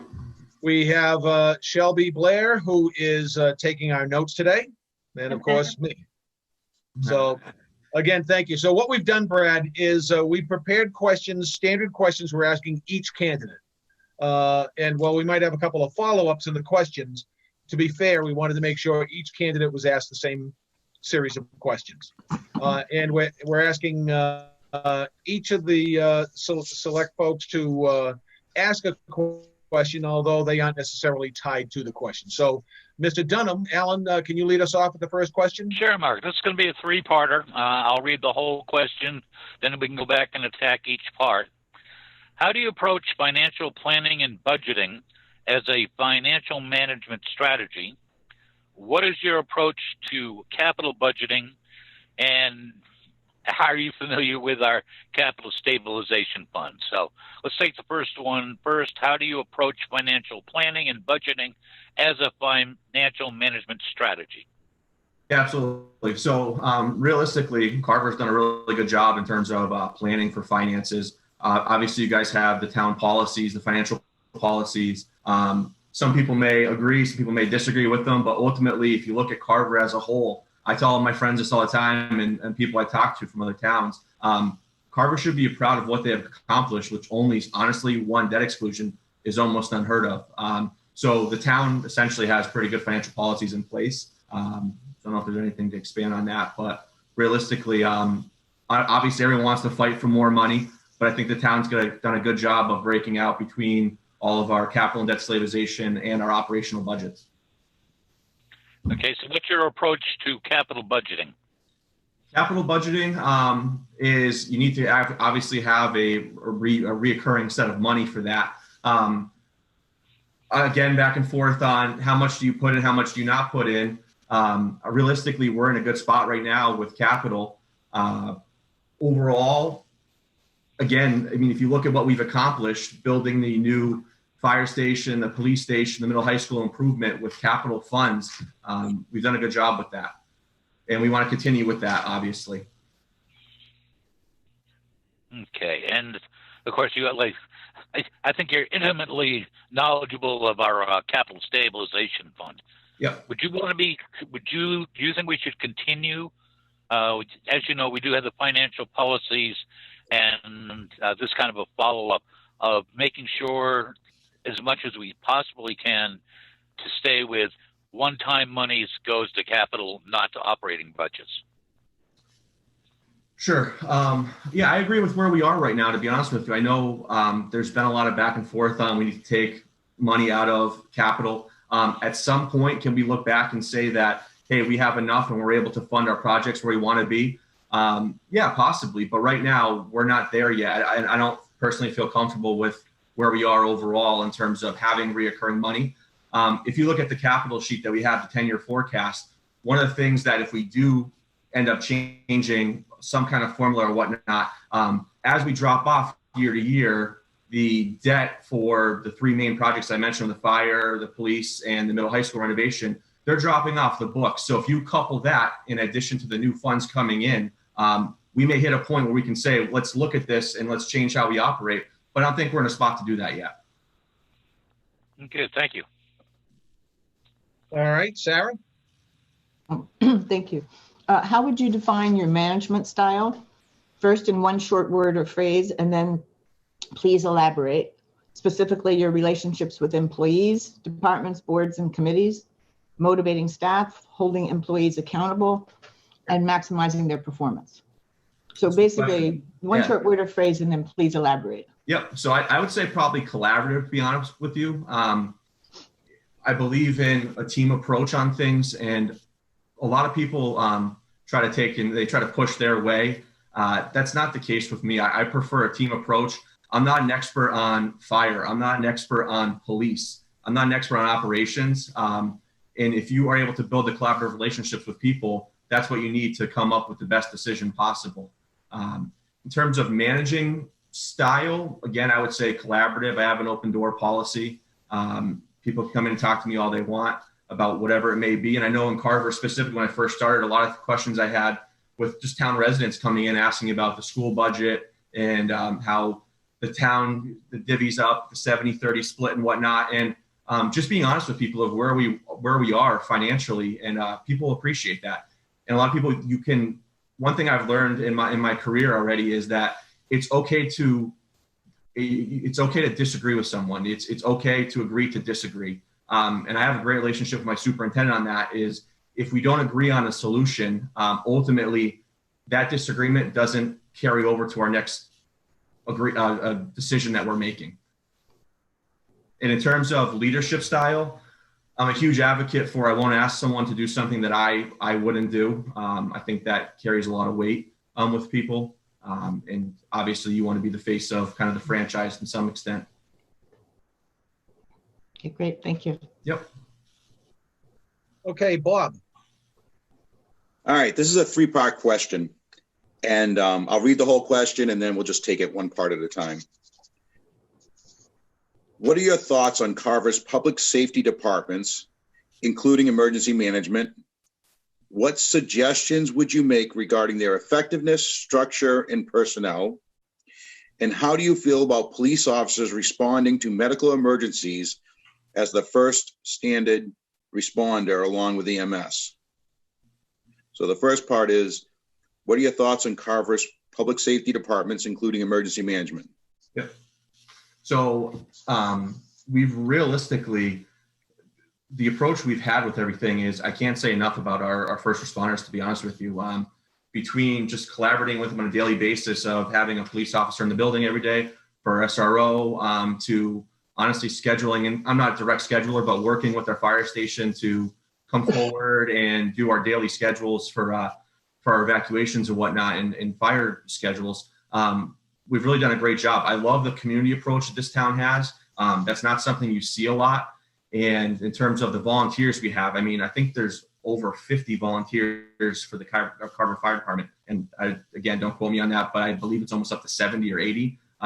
That's unheard of for a town this size to have that much buy-in. And that just shows you how much people are behind the fire and the police. And going along with that, in addition to that, is the funding that people have pushed forward for the brand new stations as well. All right, the next thing, The structure. what suggestions would you make regarding their effectiveness, structure, and personnel? Realistically, I would have to honestly take a deeper look into that. I don't have anything off the top of my head that I could say that we need to totally structurally fix, but that'd be something you could look at. I know a lot of people have discussed looking at like regionalizing certain aspects of police. And I know like dispatch, for example, in Palmer, my last district I was in, the last municipality, they built a new police station, and they actually did a regional they were doing a regional dispatch and with local towns. And the big pushback on that was that you lost the local expertise of having a regional dispatch. So the economies of scale on that, were you going to save some money overall? Absolutely. But the loss of service or loss of knowledge isn't worth what you lose, or I should say what you save in the long run.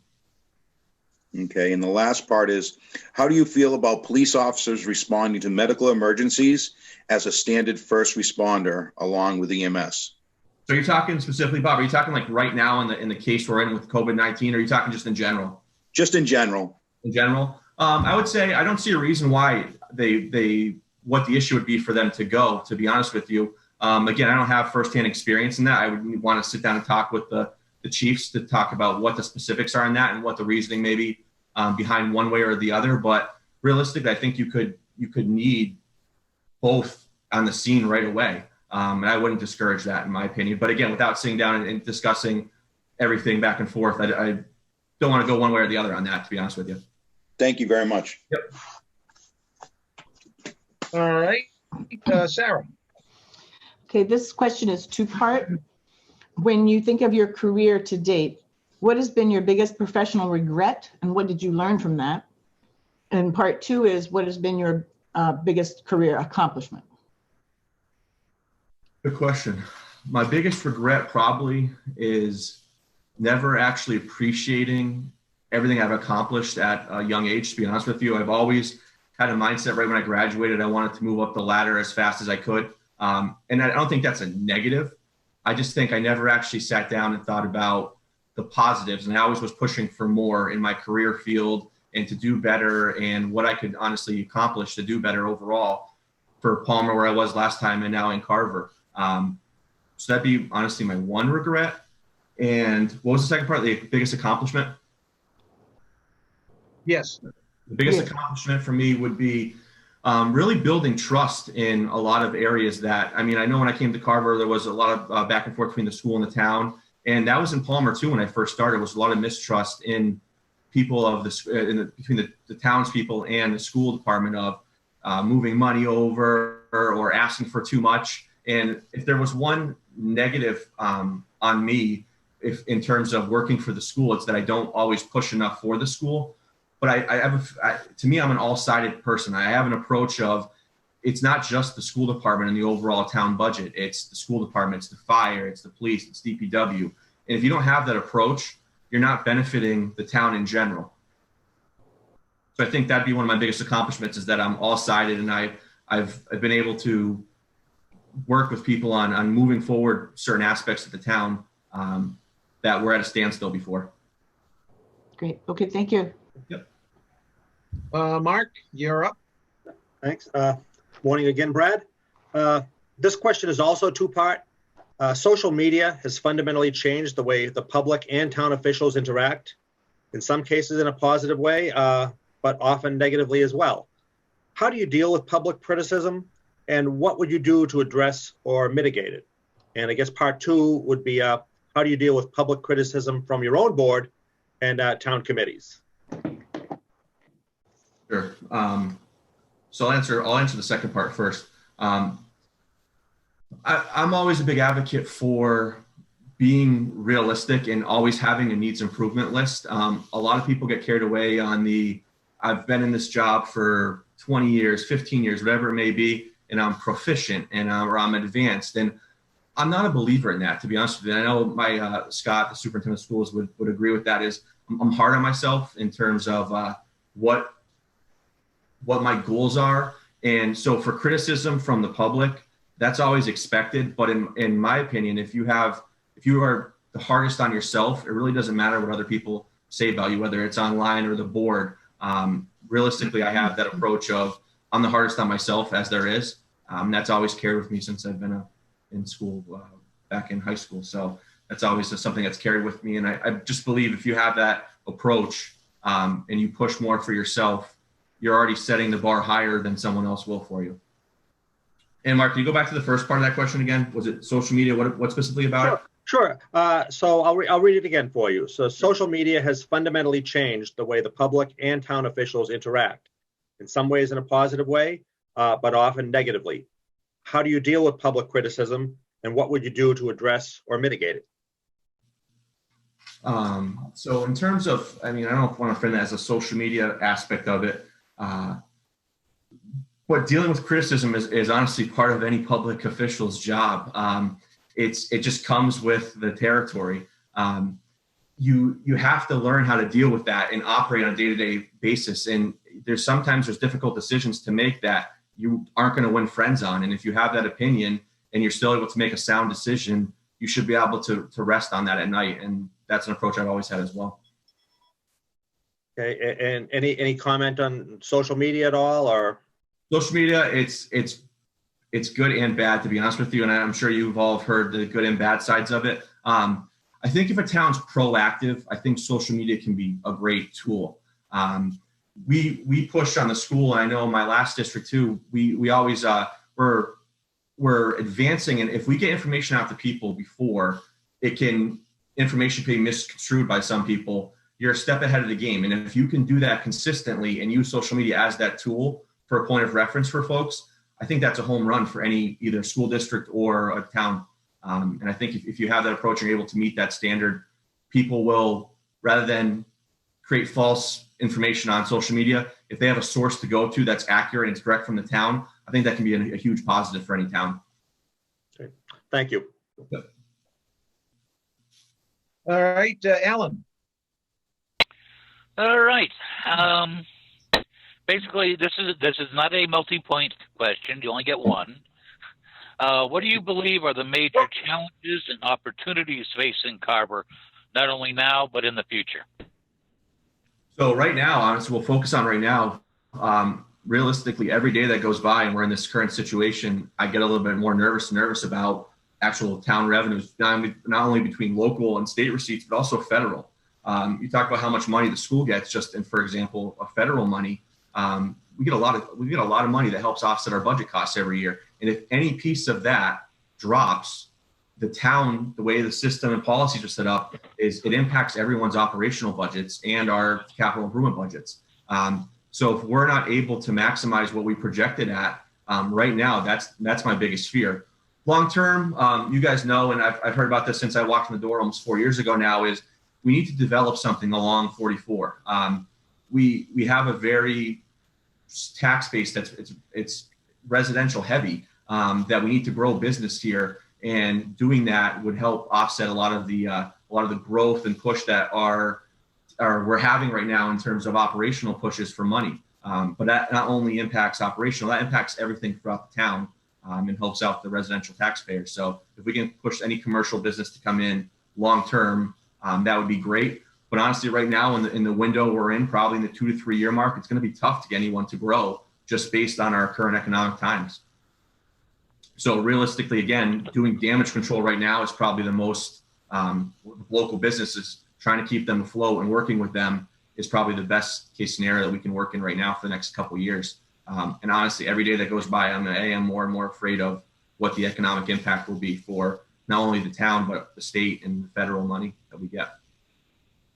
Okay, thank you. Yep. All right, and Bob? All right.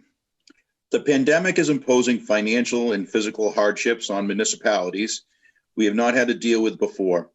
How would you go about lessening the burden on residents and employees throughout this crisis? So for employees, I think we have a good setup of keeping kind of minimal operations as possible. Obviously, when you work for a municipality, the day doesn't stop. You still have to process day-to-day activity. And you can do that on a limited basis right now, which we're doing. I think the town's done a good job of that and staying ahead of the curve. The taxes, they're going to be tough. Honestly, I know you guys just approved, I believe, a 60-day extension on to some tax payments, which is great.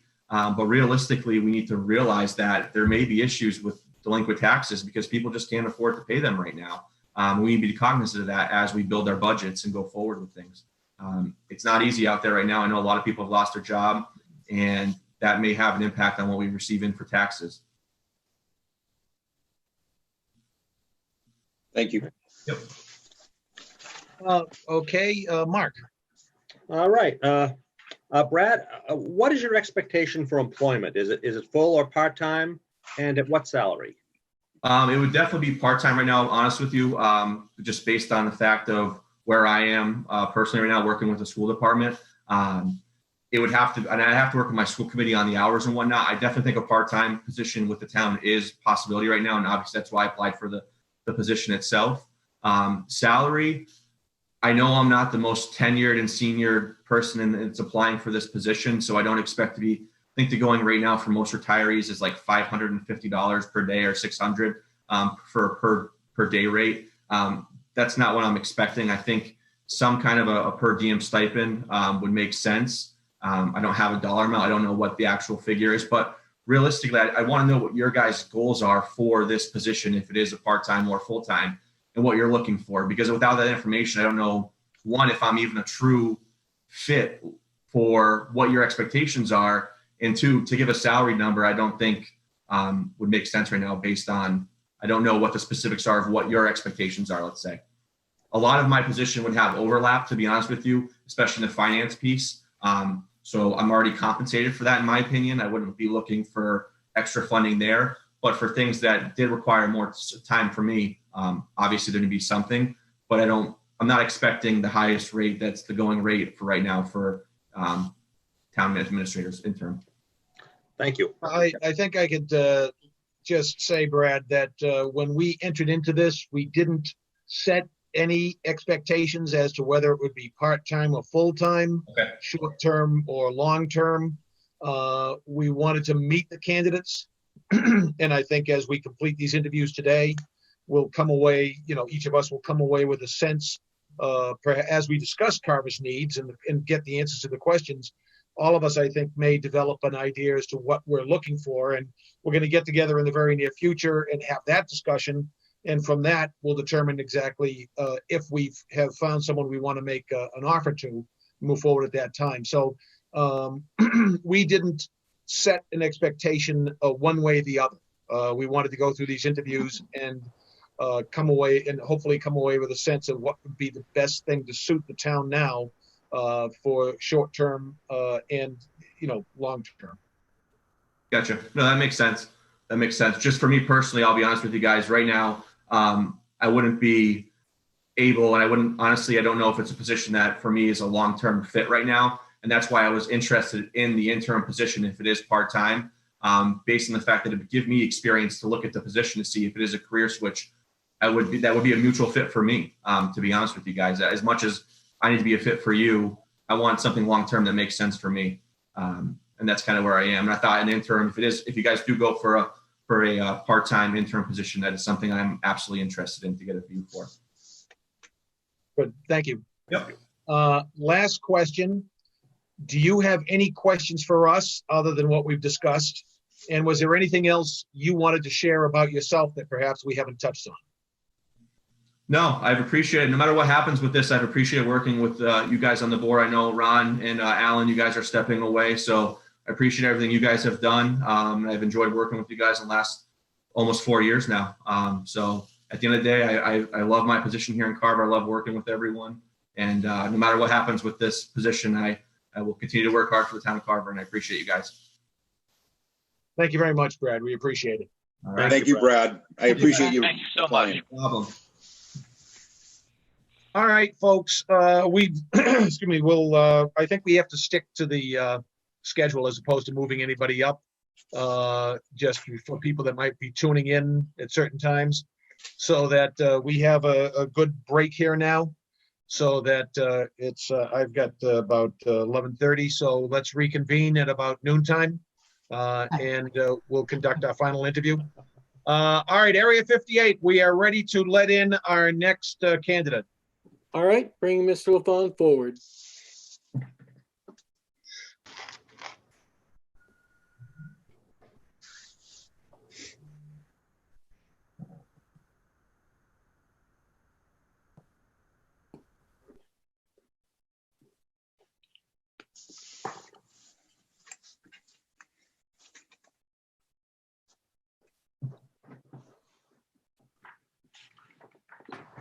Are you there, Rick?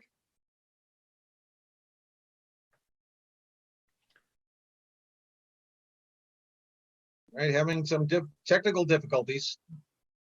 Looks like he's connected now. And again, maybe not. Mr. LaFawn, can you hear us?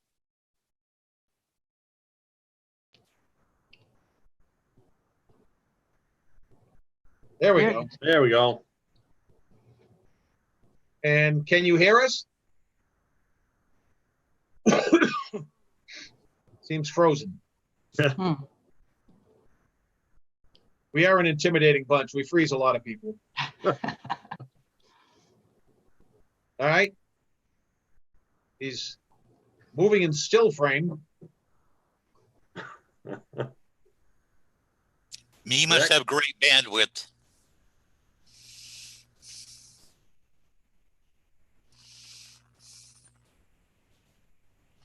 All right, Ricky, Mr. LaFawn, can you hear us? I can hear. Seems frozen again. Yeah, you're free. How is your receptivity there? You got a good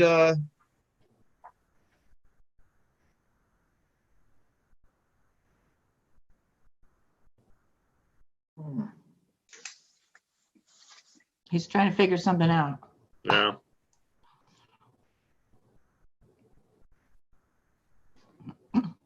maybe go out and come back in again? Yeah, might be a good idea. Oh, he- It's gonna be a long interview at this pace.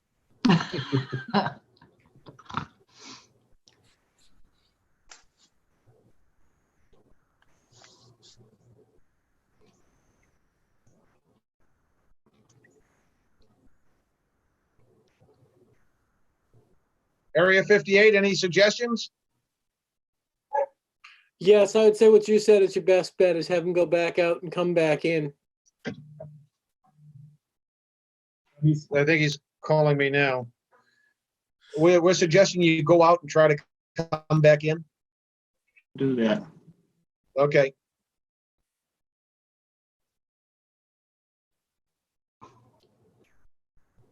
Maybe we should have let Bob keep playing the music so the people at home could have something to listen to. That's right. I got here, but I know that you left me. I have a funny taste in my mouth, and I smell like a manatee.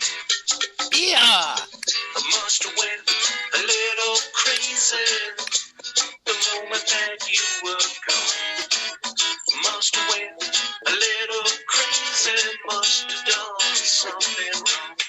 All right, bringing him back in. My head is still pounding, the pain one looks good.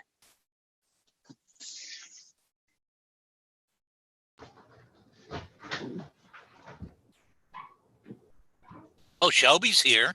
That's right. Hi, Shelby. Hi. He's been here the whole time. I know.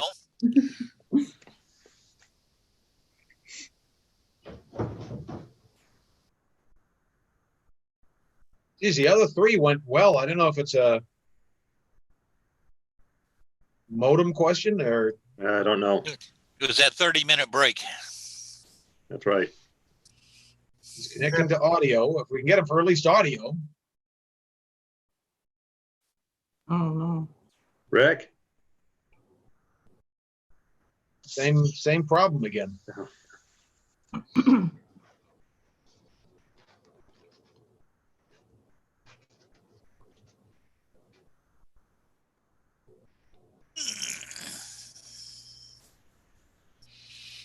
Area 58, you guys have any thoughts as to what this might be? Oh, he's calling me again. It's almost definitely bandwidth on his end.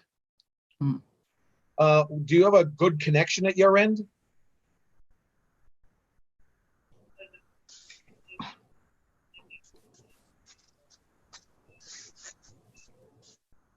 Oh. All right, well, just move quickly. We're very important people. Okay. All right. So the Right. other He's option, switching computers, so okay, go ahead, Bob, regale us with music. if that doesn't work, what our next option would be is to have him come in with just audio, not even attempt to come in on video. I think he can do that as a selection, which would decrease the amount of bandwidth he needs to come in with. But let's see how the change in computer does. Well, let's see what happens when he changes his computer first. That's right. Gee, Rick.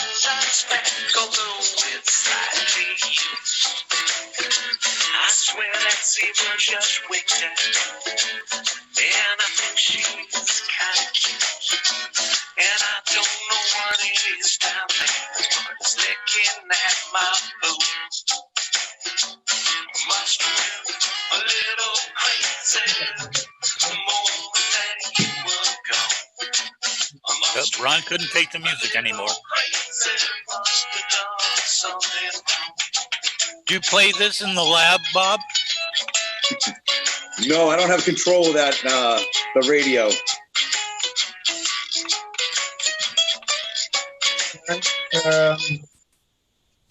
All right, well, that was him talking to me a second ago, and we have movement.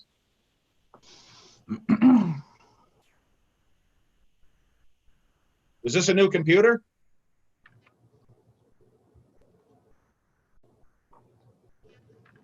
Wow. They're having had such a smooth, Yeah, everything going so smoothly to this point.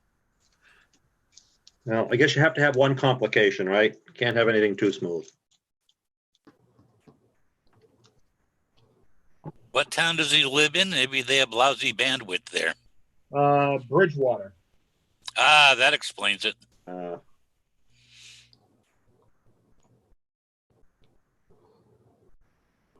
Getting profiles.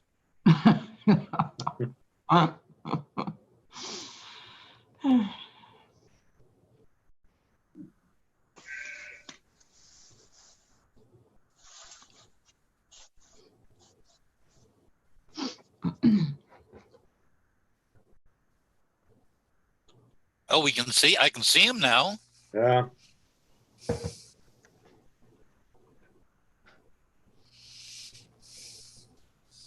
Just seems to keep freezing up. Yeah.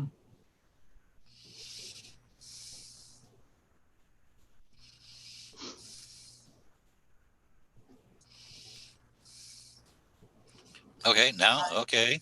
Oh, Whoops. Good profile.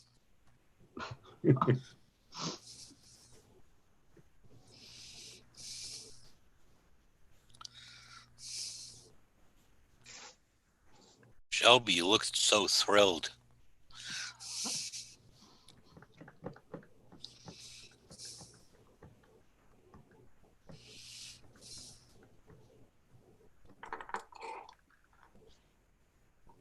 Shelby, you may want to close the curtains behind you because you've got a little bit of a halo, which You say that? I just thought that was natural.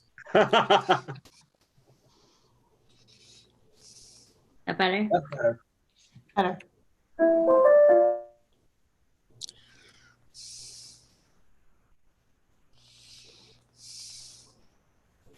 Gee, if we just have two more people, we'd have the Brady Bunch. I put you on gallery so I can see y'all. Yeah, I have it that way as well. I don't like this speaker view. Looks like he has a tech support person there.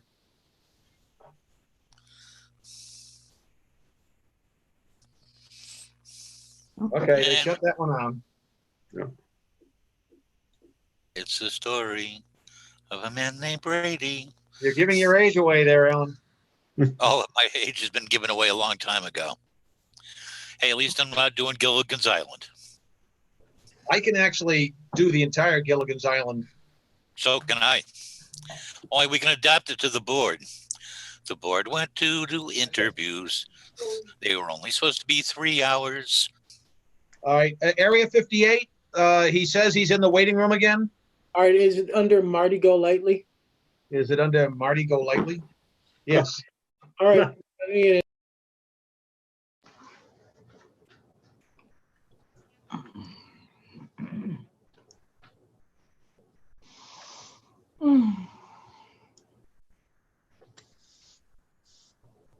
Okay.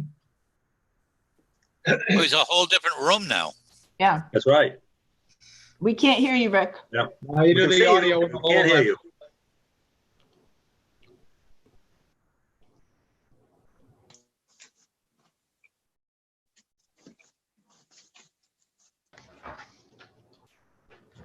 All right. Okay, All right. My, All right. All right, well, you've already lost points compared to the other candidates on technical expertise, just so you're aware. I am a user. My bad. My health agent, unfortunately, is our de facto technical assistant. So sorry for the delay. All right. So it is the 5 members of the board, along with our recording secretary. We have developed standard questions that we're asking every candidate, the same questions, allowing some follow-up if on each of the individual questions. But to be fair, we wanted to make sure we asked every candidate the same question, so that we have Sarah Hewins. Say hello, Sarah. Hey, Rick. Mark Townsend, Good afternoon, Rick. Mr. Townsend, nice to be with you. Bob Belbin, Hi, Rick. Hi, how are you, sir? Good. Alan Dunham, Good afternoon, Rick LaFond. Good afternoon, Mr. Dunham. Nice to see you again. and Shelby Blair. How are you, Hi. Shelby? Good. That's good. So that we have assigned each of the select board members a question to ask, not that they're necessarily tied to the question, but being the 4th interview of the day, we've got this down pretty well at this point. So that Mr. Dunham is going to start off with the first question. Okay, Rick, this is a 3-parter. What I'll do is I'll read the whole question, then we'll go back and hit each part individually. Okay, how do you approach financial planning and budgeting as a financial management strategy? What is your approach to capital budgeting? And are you familiar with our capital stabilization fund? So let's go with the approach to financial planning and budgeting as a financial management strategy. Sure. I'll go back to what your financial policies are. And I know that unfortunately, sometimes financial policies look really good on paper. Purely from a budgeting standpoint, I'm used to a fairly standard process. We never tell the department head or department heads not to advocate for their needs. What I tend to do is I look at a 5-year perspective. That gives me the opportunity to look at particular factors that are actually of some value. Like the old days when we used to fight over how much soap was in the bathroom, to be able to actually focus on those issues that make a difference, it's very helpful to have a long-term approach. I have looked at your information in Carver, and I'm quite frankly impressed by how far out that you look at your fiscal picture. Once you get past a certain number of years, it is only of so much worth, but it's still good to have a long-term picture. And going back to the beginning, if you don't have policies and you don't have goals, it's very important to have goals when you start the process, other than simply level services. So I think to the extent that the Board of Selectmen, Finance Committee, and other players, school committee or what have you, are able to articulate those goals and actually agree on those goals, is really, it's hard to run a budget process effectively without that. Okay, and then what's your approach to capital budgeting? Well, in Abington for the last several years, our approach really has been to utilize our free cash certification. I use a portion of that every year. For the almost 7 years I've been here, we've generated very healthy free cash, well over $1 million in some years, always over $1 million. So that really has been the assigning percentage of that, 60% or more for capital. The rest we would tend to put in stabilization. That is how we would deal with funding capital. Like most communities, we do have a perspective, usually, again, 5 years out, to what our departments are looking for, what we think is necessary. Once again, once you get beyond that, it can be a little speculative. Okay, and are you familiar with the capital stabilization fund? I think we got that going after you left, but you are familiar with it? I am. In fact, in my last year or two, and I'm not sure which we did, that was when we started to segregate the additional personal property growth into a separate fund for capital. Granted, at that stage of the game, it was not a lot of money, $50,000, $60,000. I know that's been part of the plan, is to grow that on an annual basis by that continued increase.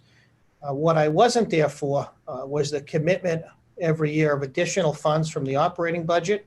I believe it started with a free cash appropriation, but I do know that that grows at a 2.5%, similar to the levy. I'm impressed by that because the discipline it takes to do that is not easy.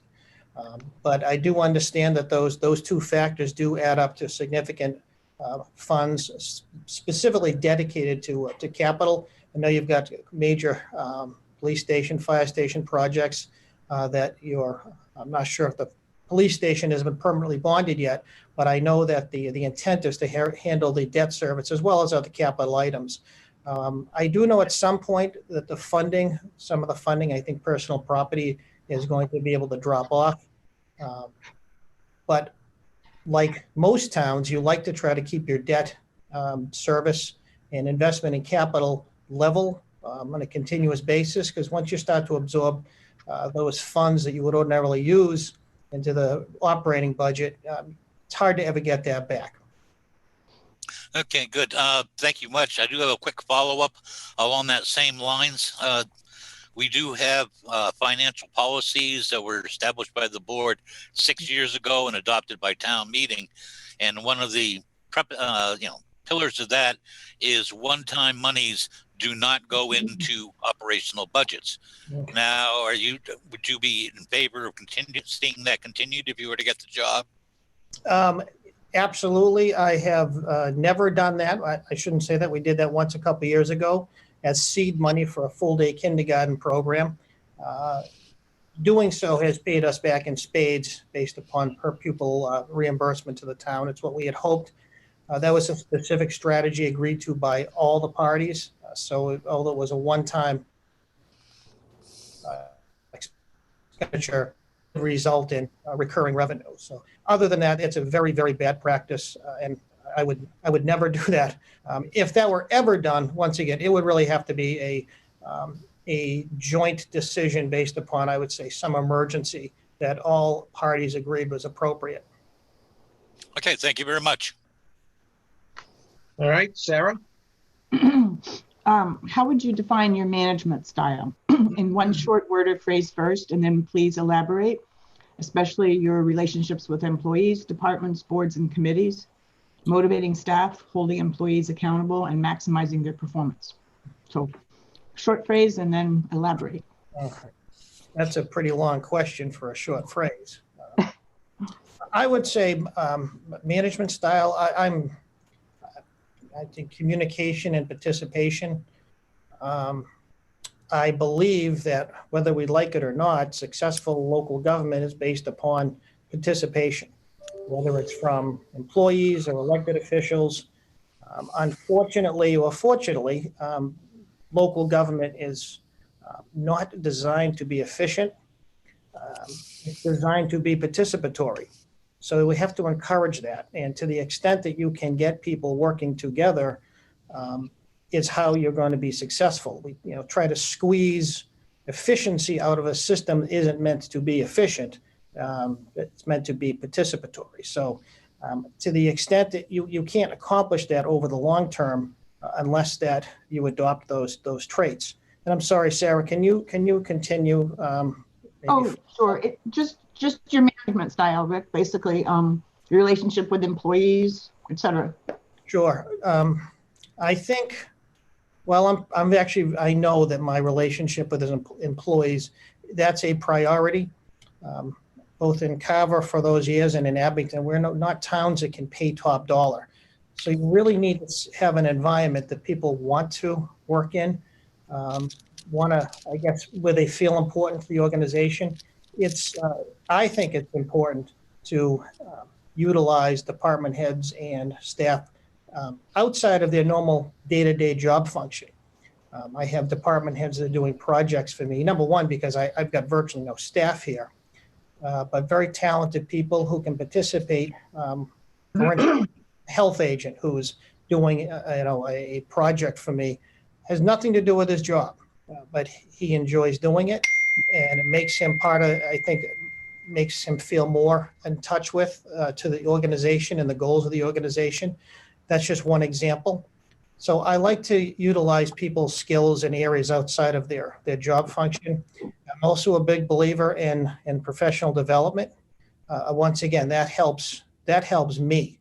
It's not just selfish, but I think people, they really enjoy working in an environment where they really not just feel, but they know that their labor is really part of the whole.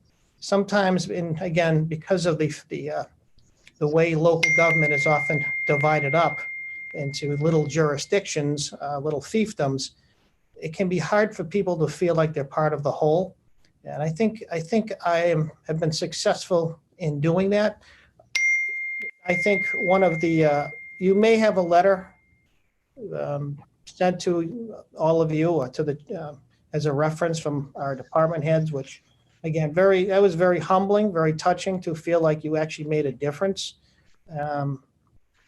So I think that goes a long way to demonstrate that people enjoy working with me, for me, but really with me. Yes, thank you, Rick. We did get that letter. Okay. Okay, Bob. All right, this is a three-part question. I'm going to read the whole question and then I'll take each part of it one at a time. Okay. What are your thoughts on Carver's public safety departments, including emergency management? What suggestions would you make regarding their effectiveness, structure, and personnel? And how do you feel about police officers responding to medical emergencies as the standard first responder along with EMS? So the first part is, what are your thoughts on Carver's public safety departments, including emergency management? I think from the time I was there, I'm very familiar with those departments, and quite frankly, it's probably about the ability to maintain I'm sorry. Hey, Rick, you might want to go back and repeat. We missed a little bit of what you just said. We Okay. lost some of your sound. Okay, all right. You remember you asked. I'm sorry, as far as my thoughts, Mr. Belbin, on the public safety departments, I obviously somewhat familiar, very familiar with them. I think to the extent that you could, and I have explained to people how Carver runs its fire department and EMS, and it really is a model. You can't get that organization back once you lose that. So the way that Chief Weston and before him Chief Harriman were able to motivate and know what was important to have people participate in a professional call department, that really is you can't make that up. There's no course you can teach. And the same thing with the EMS department. Those are really dependent upon each other to be successful. And like I said, the skill set to do that is admirable in the public, the officials you've had running those. So I have a lot of respect for those, and I think it's imperative to maintain those organizations as long as possible.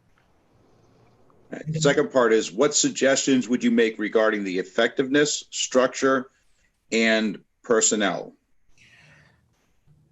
I think I'm going to take a pass a little bit here. I do know that a deputy chief position has been created, and I think that's important to the chain of command in a police department. I think the model of an administrative sergeant, I think that wasn't that effective. I think it probably caused some confusion over rank within the department.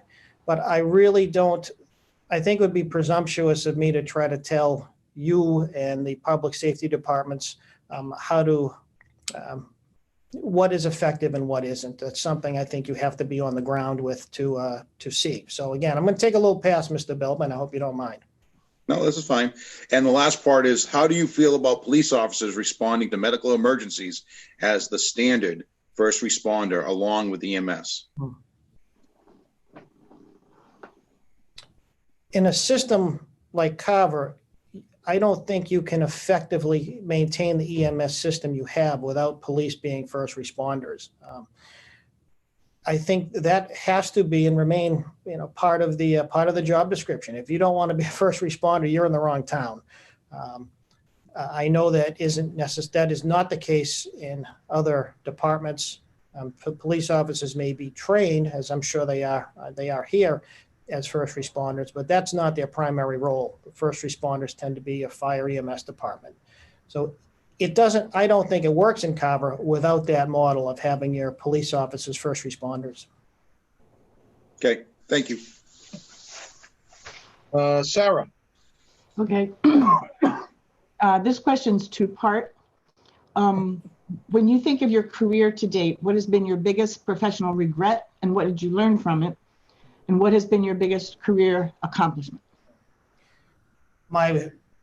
It doesn't take much thought to discuss my biggest regret. I think if anybody has any access to media, internet, you obviously would have read some information about alleged contract tampering.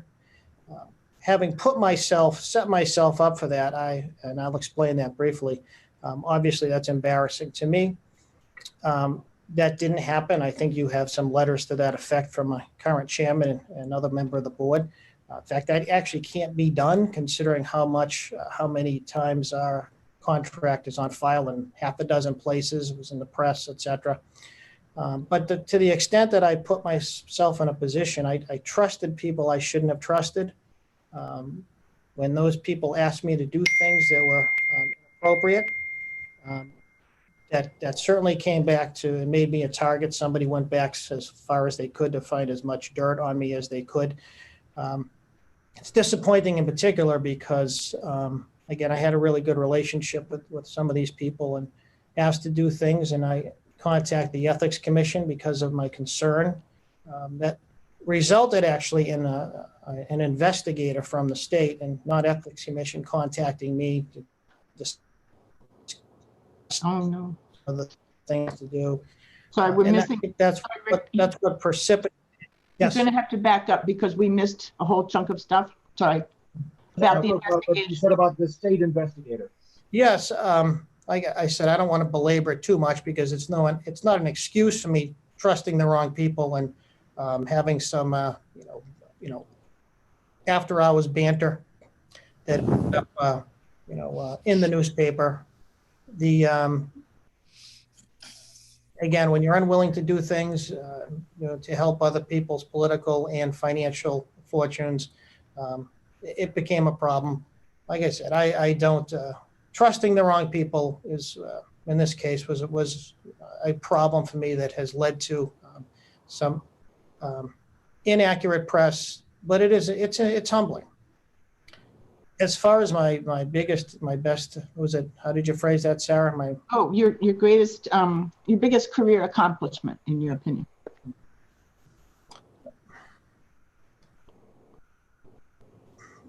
I guess I would maybe point to two things. Number one, I think my initial time in Carver, carving out a position that didn't exist in an environment that I think was relatively unique, certainly with Mr. Mazzilli spending quite a bit of time in the office.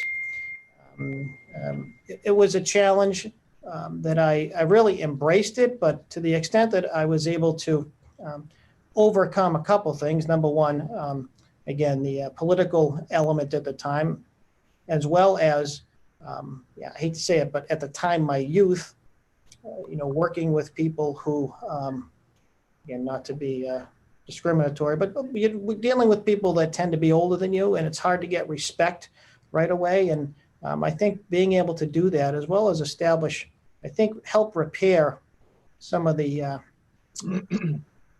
difficult relationships with the school department. We had some really good people in place at the time, with Randy Webster as the chairman, and I know Pat Mahara, who I knew some time ago. I know he's involved there now. I think we were able to do a good job of really setting a new course.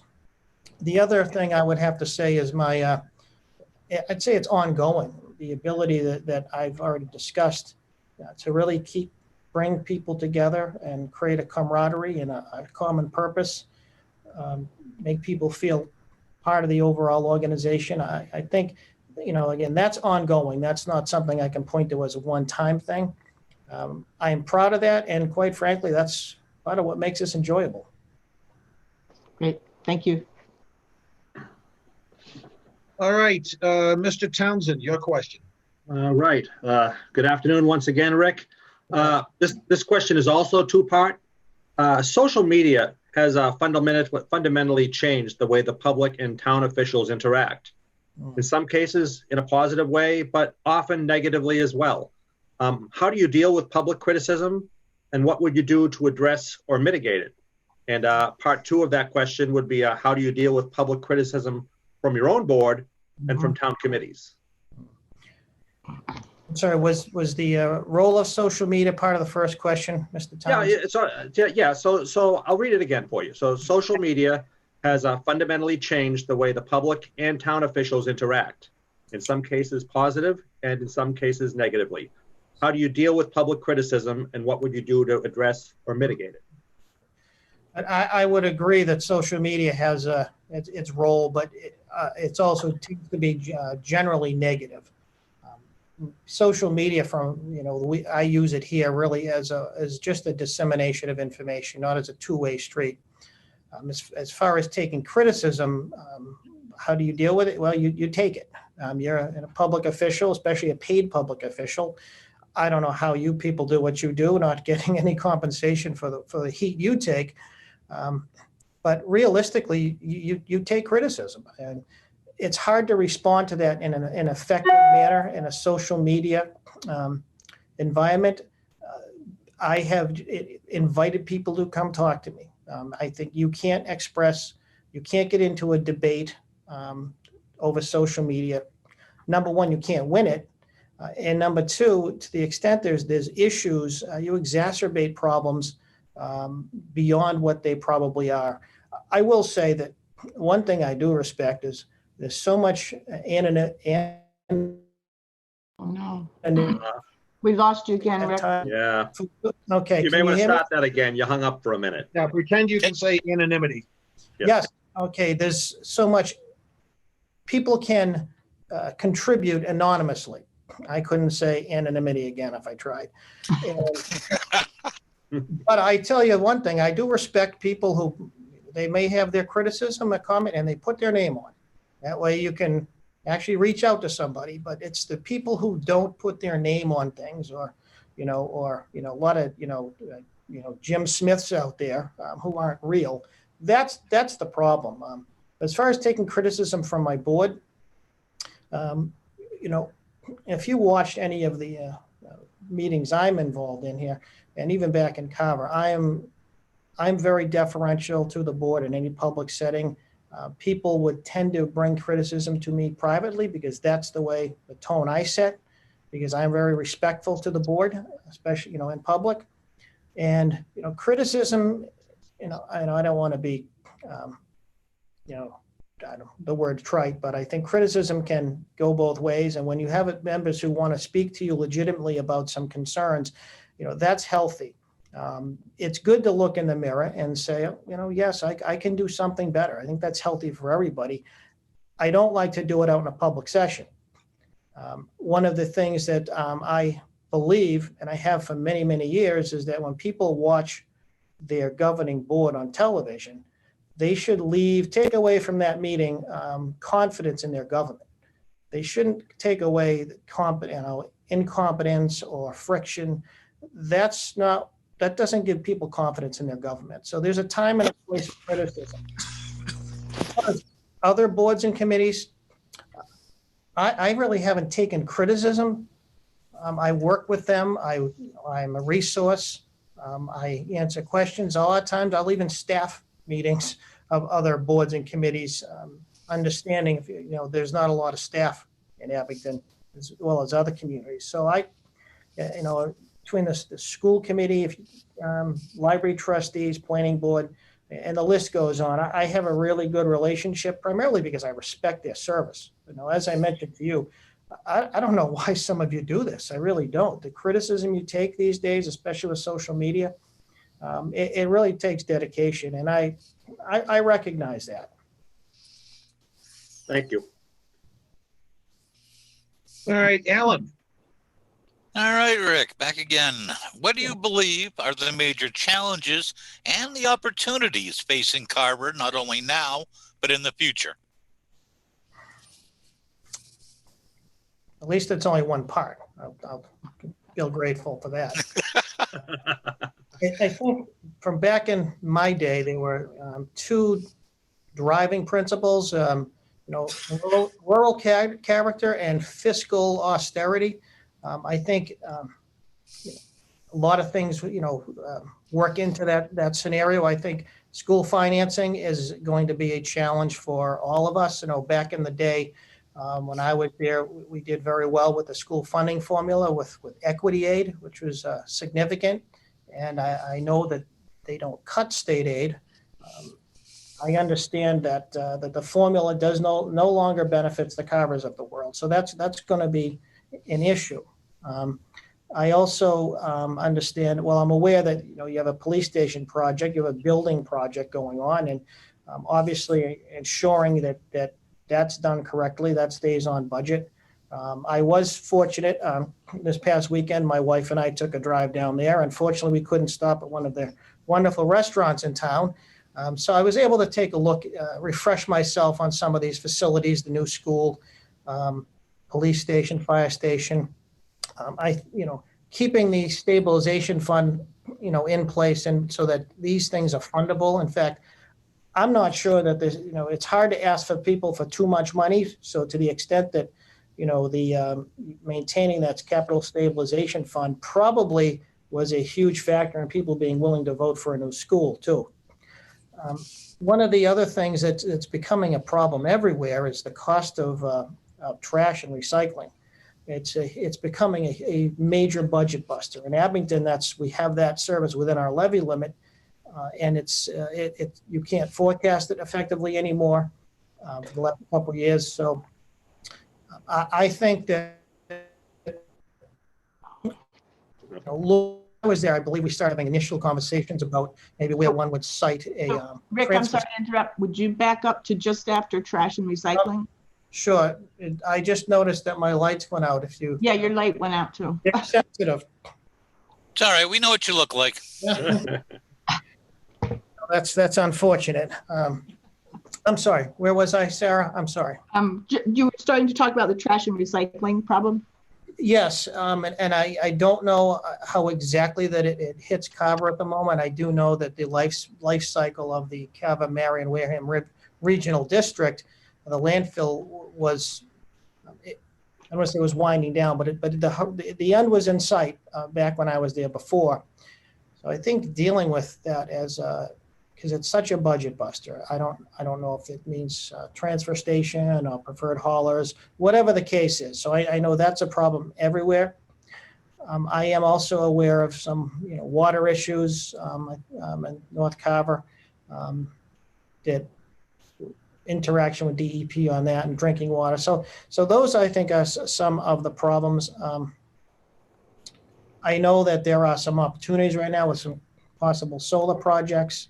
So I think I say, in a nutshell, off the top of my, reasonably off the top of my head, there are those things that I'm aware of. But again, the major principle of rural character and fiscal austerity, I think that's what used to drive Carver. And I suspect that still does so unless you've updated your master plan to change that. I believe it's still there. Thank you. Okay. All right, Bob. All right, the pandemic imposing financial and physical hardships on municipalities we have not had to deal with before. How would you go about lessening the burden on residents and employees through this crisis?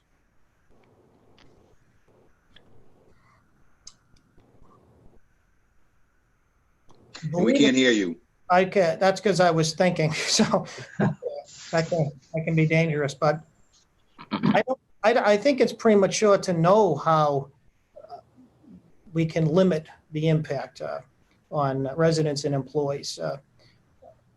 It's very clear that over the last quarter of this fiscal year and beginning of next fiscal year, a lot of our projections, financial projections, are going to change, and not for the better. how that impacts our need to deal with labor and employees. We are not at the position yet in Abington where we're having, public conversations about pay freezes and furloughs. I think that it's premature for that, although I know a lot of our neighbors are doing that. We're in a situation right now where I'm managing that with really my health agent on a day-to-day basis, and it's a lot of work getting a lot of the details in line. And to the extent that we're documenting the heck out of everything we do in the hopes of some reimbursement from state and or federal government, we're hoping that we can count on that to help offset the expenses we have. In the meantime, my plan for the coming fiscal year, we've got about $1.8 million in free cash this year.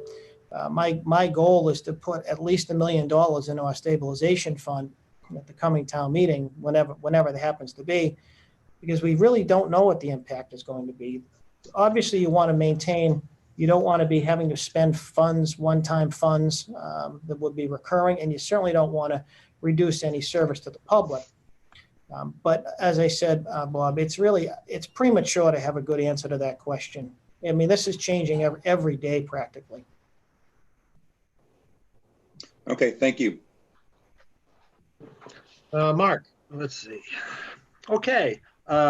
Rick, what is your expectation for employment? Is it full or part-time? And at what salary? Well, I'm looking for full-time work, both on an interim basis and long-term. Certainly, I enjoyed my time in Carver immensely, as did my family. So I would be looking for full-time. And if you don't mind a little bit of memory lane, I was a very, very young man at the time with a young family, and the board members, I worked with some great board members, were very, very conscientious of me and my family. It's amazing how It happened again, Rick. We really lost. cared. Yeah, go back to where you were talking about your family, because we lost you. Okay. No, I said my family, I had a young family at the time, and Carver was good to me. The members of the board were conscientious of me being available for my kids, and I missed so little time with watching my kids grow up, either because I manipulated the board effectively in terms of having meetings, but people cared. People cared. So I really, the idea of coming back to Carver on a long-term basis, really, it really excites me and my wife. In terms of compensation, I think you'll find that what's reasonable in the area for someone with experience of mine is in the 160 range. Obviously, everything's subject to negotiation, but it was easy to say, well, how much you got, but I don't think that's fair either to start a negotiation. So, Okay, thank you. All right, down basically to the end here. What questions do you have for us, if anything? And is there anything else you wanted to share about yourself that we haven't touched upon? Well, a couple of questions. Number one, in light of the Capital Stabilization Fund, obviously that is using funds, recurring funds every year. And to what extent might that be squeezing or starving operating budgets? Well, Ron, can I handle this one? Okay. Because, basically, we do a lot with the pilot programs, with the new solar and whatnot. And we instituted a new policy this year where a third of that money goes to OPEB. A third of that money goes into a stabilization account for a new middle high school when it's needed. And then the other third actually goes into our pay off our debt from the capital stabilization. So that money, instead of going to capital stabilization, can go into the operating budget where it came from originally. Okay. May I make a follow-up comment, Ron? Sure. Okay. So to answer your question about how much is it squeezing departments, it's squeezing departments. And that's not to say that I think what we've been doing is necessarily wrong. I think sometimes we've taken more than we should have from the departments. But I don't know if I'm in a minority on that thought, so. Well, and I think what you have to understand is that it's been funded by personal property new growth, which averages about 55 to 70,000 a year. That's basically what's funding it. What's really grown it has been when payments have dropped off on the library and the town hall, we've redirected those payments into the capital stabilization fund. So really the only money that was deprived of the budget that hadn't been there before was the personal property new growth. And we have since stopped putting personal property new growth into this fund. So that the fund as established now, it was what really sort of supercharged it is when we started putting expiring debt into the fund, which set up the ability to have these municipal projects built under the tax levy. But going forward, for instance, you can say that at $55,000 a year over a 10-year period, that's $550,000, 70% of which would have gone to the schools. That practice has now been stopped. And now that money is going back into the operating budget. We spoke earlier of social media. I think Mr. Townsend brought up that question. And do you have certain expectations of how town administrator will participate with the public through social media? I know it varies from place to place. I know it has helped people. I know it has hurt people. So do you have an expectation? Is that question for me? No, it's just in general. You're just the one that raised it earlier. That's why. But Okay. feel free. I personally, I think it's important that we use social media as another forum to get information out into the public. I think it can be used in a very positive way to do that. So to the extent that it's possible, I think certainly during this whole pandemic, I think social media has been very effective at helping us get information out into the public. So I think it's a positive way to do things like that. What I'd like to say about that is that getting the information out is great. The editorializing about your own personal preferences or added on attack or whatever you want to say that may be is not necessary. The facts are the facts, and get the information out for the people to see and hear and understand what's going on. That's important. I would agree with that. I think it's a modem to get information out, and that's it. That's it. Okay. I know in my situation, I'm very, very careful about whatever I do, whether it's an email, a memo. My staff, what little I have, probably gets tired of reviewing everything before it goes out.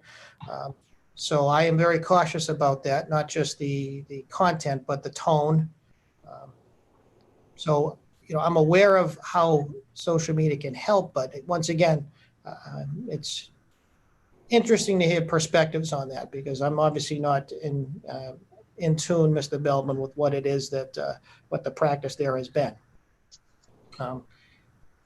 One other question I noticed when looking through your budget information, there's a special education line item, which I think was interesting. What that is, Rick, is 2 years ago, I guess, we worked with the school because what they were finding is if they had to get a new special ed student during the budget year that they were already in, and then they would have to raid from Peter or Paul to be able to make up that shortfall. So what we established is a fund where it's a reserve fund where the school, if they get a student in, can go ahead and cover that year's cost.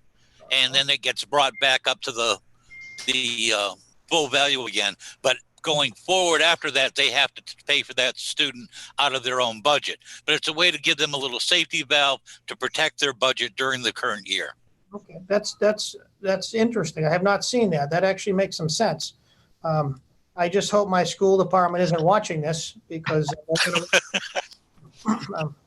I guess my last question would be, when do you expect to make some decision with regard to this? We're hoping to get together probably on Friday. I think we set a meeting for Friday. And at that time, we will have a discussion. Again, one of the previous candidates had asked, we really didn't set any expectations if we were going for an internal candidate, external candidate, short-term, long-term, full-time, part-time. We wanted to interview the candidates and see what, hopefully, some sort of consensus perhaps we can arrive at.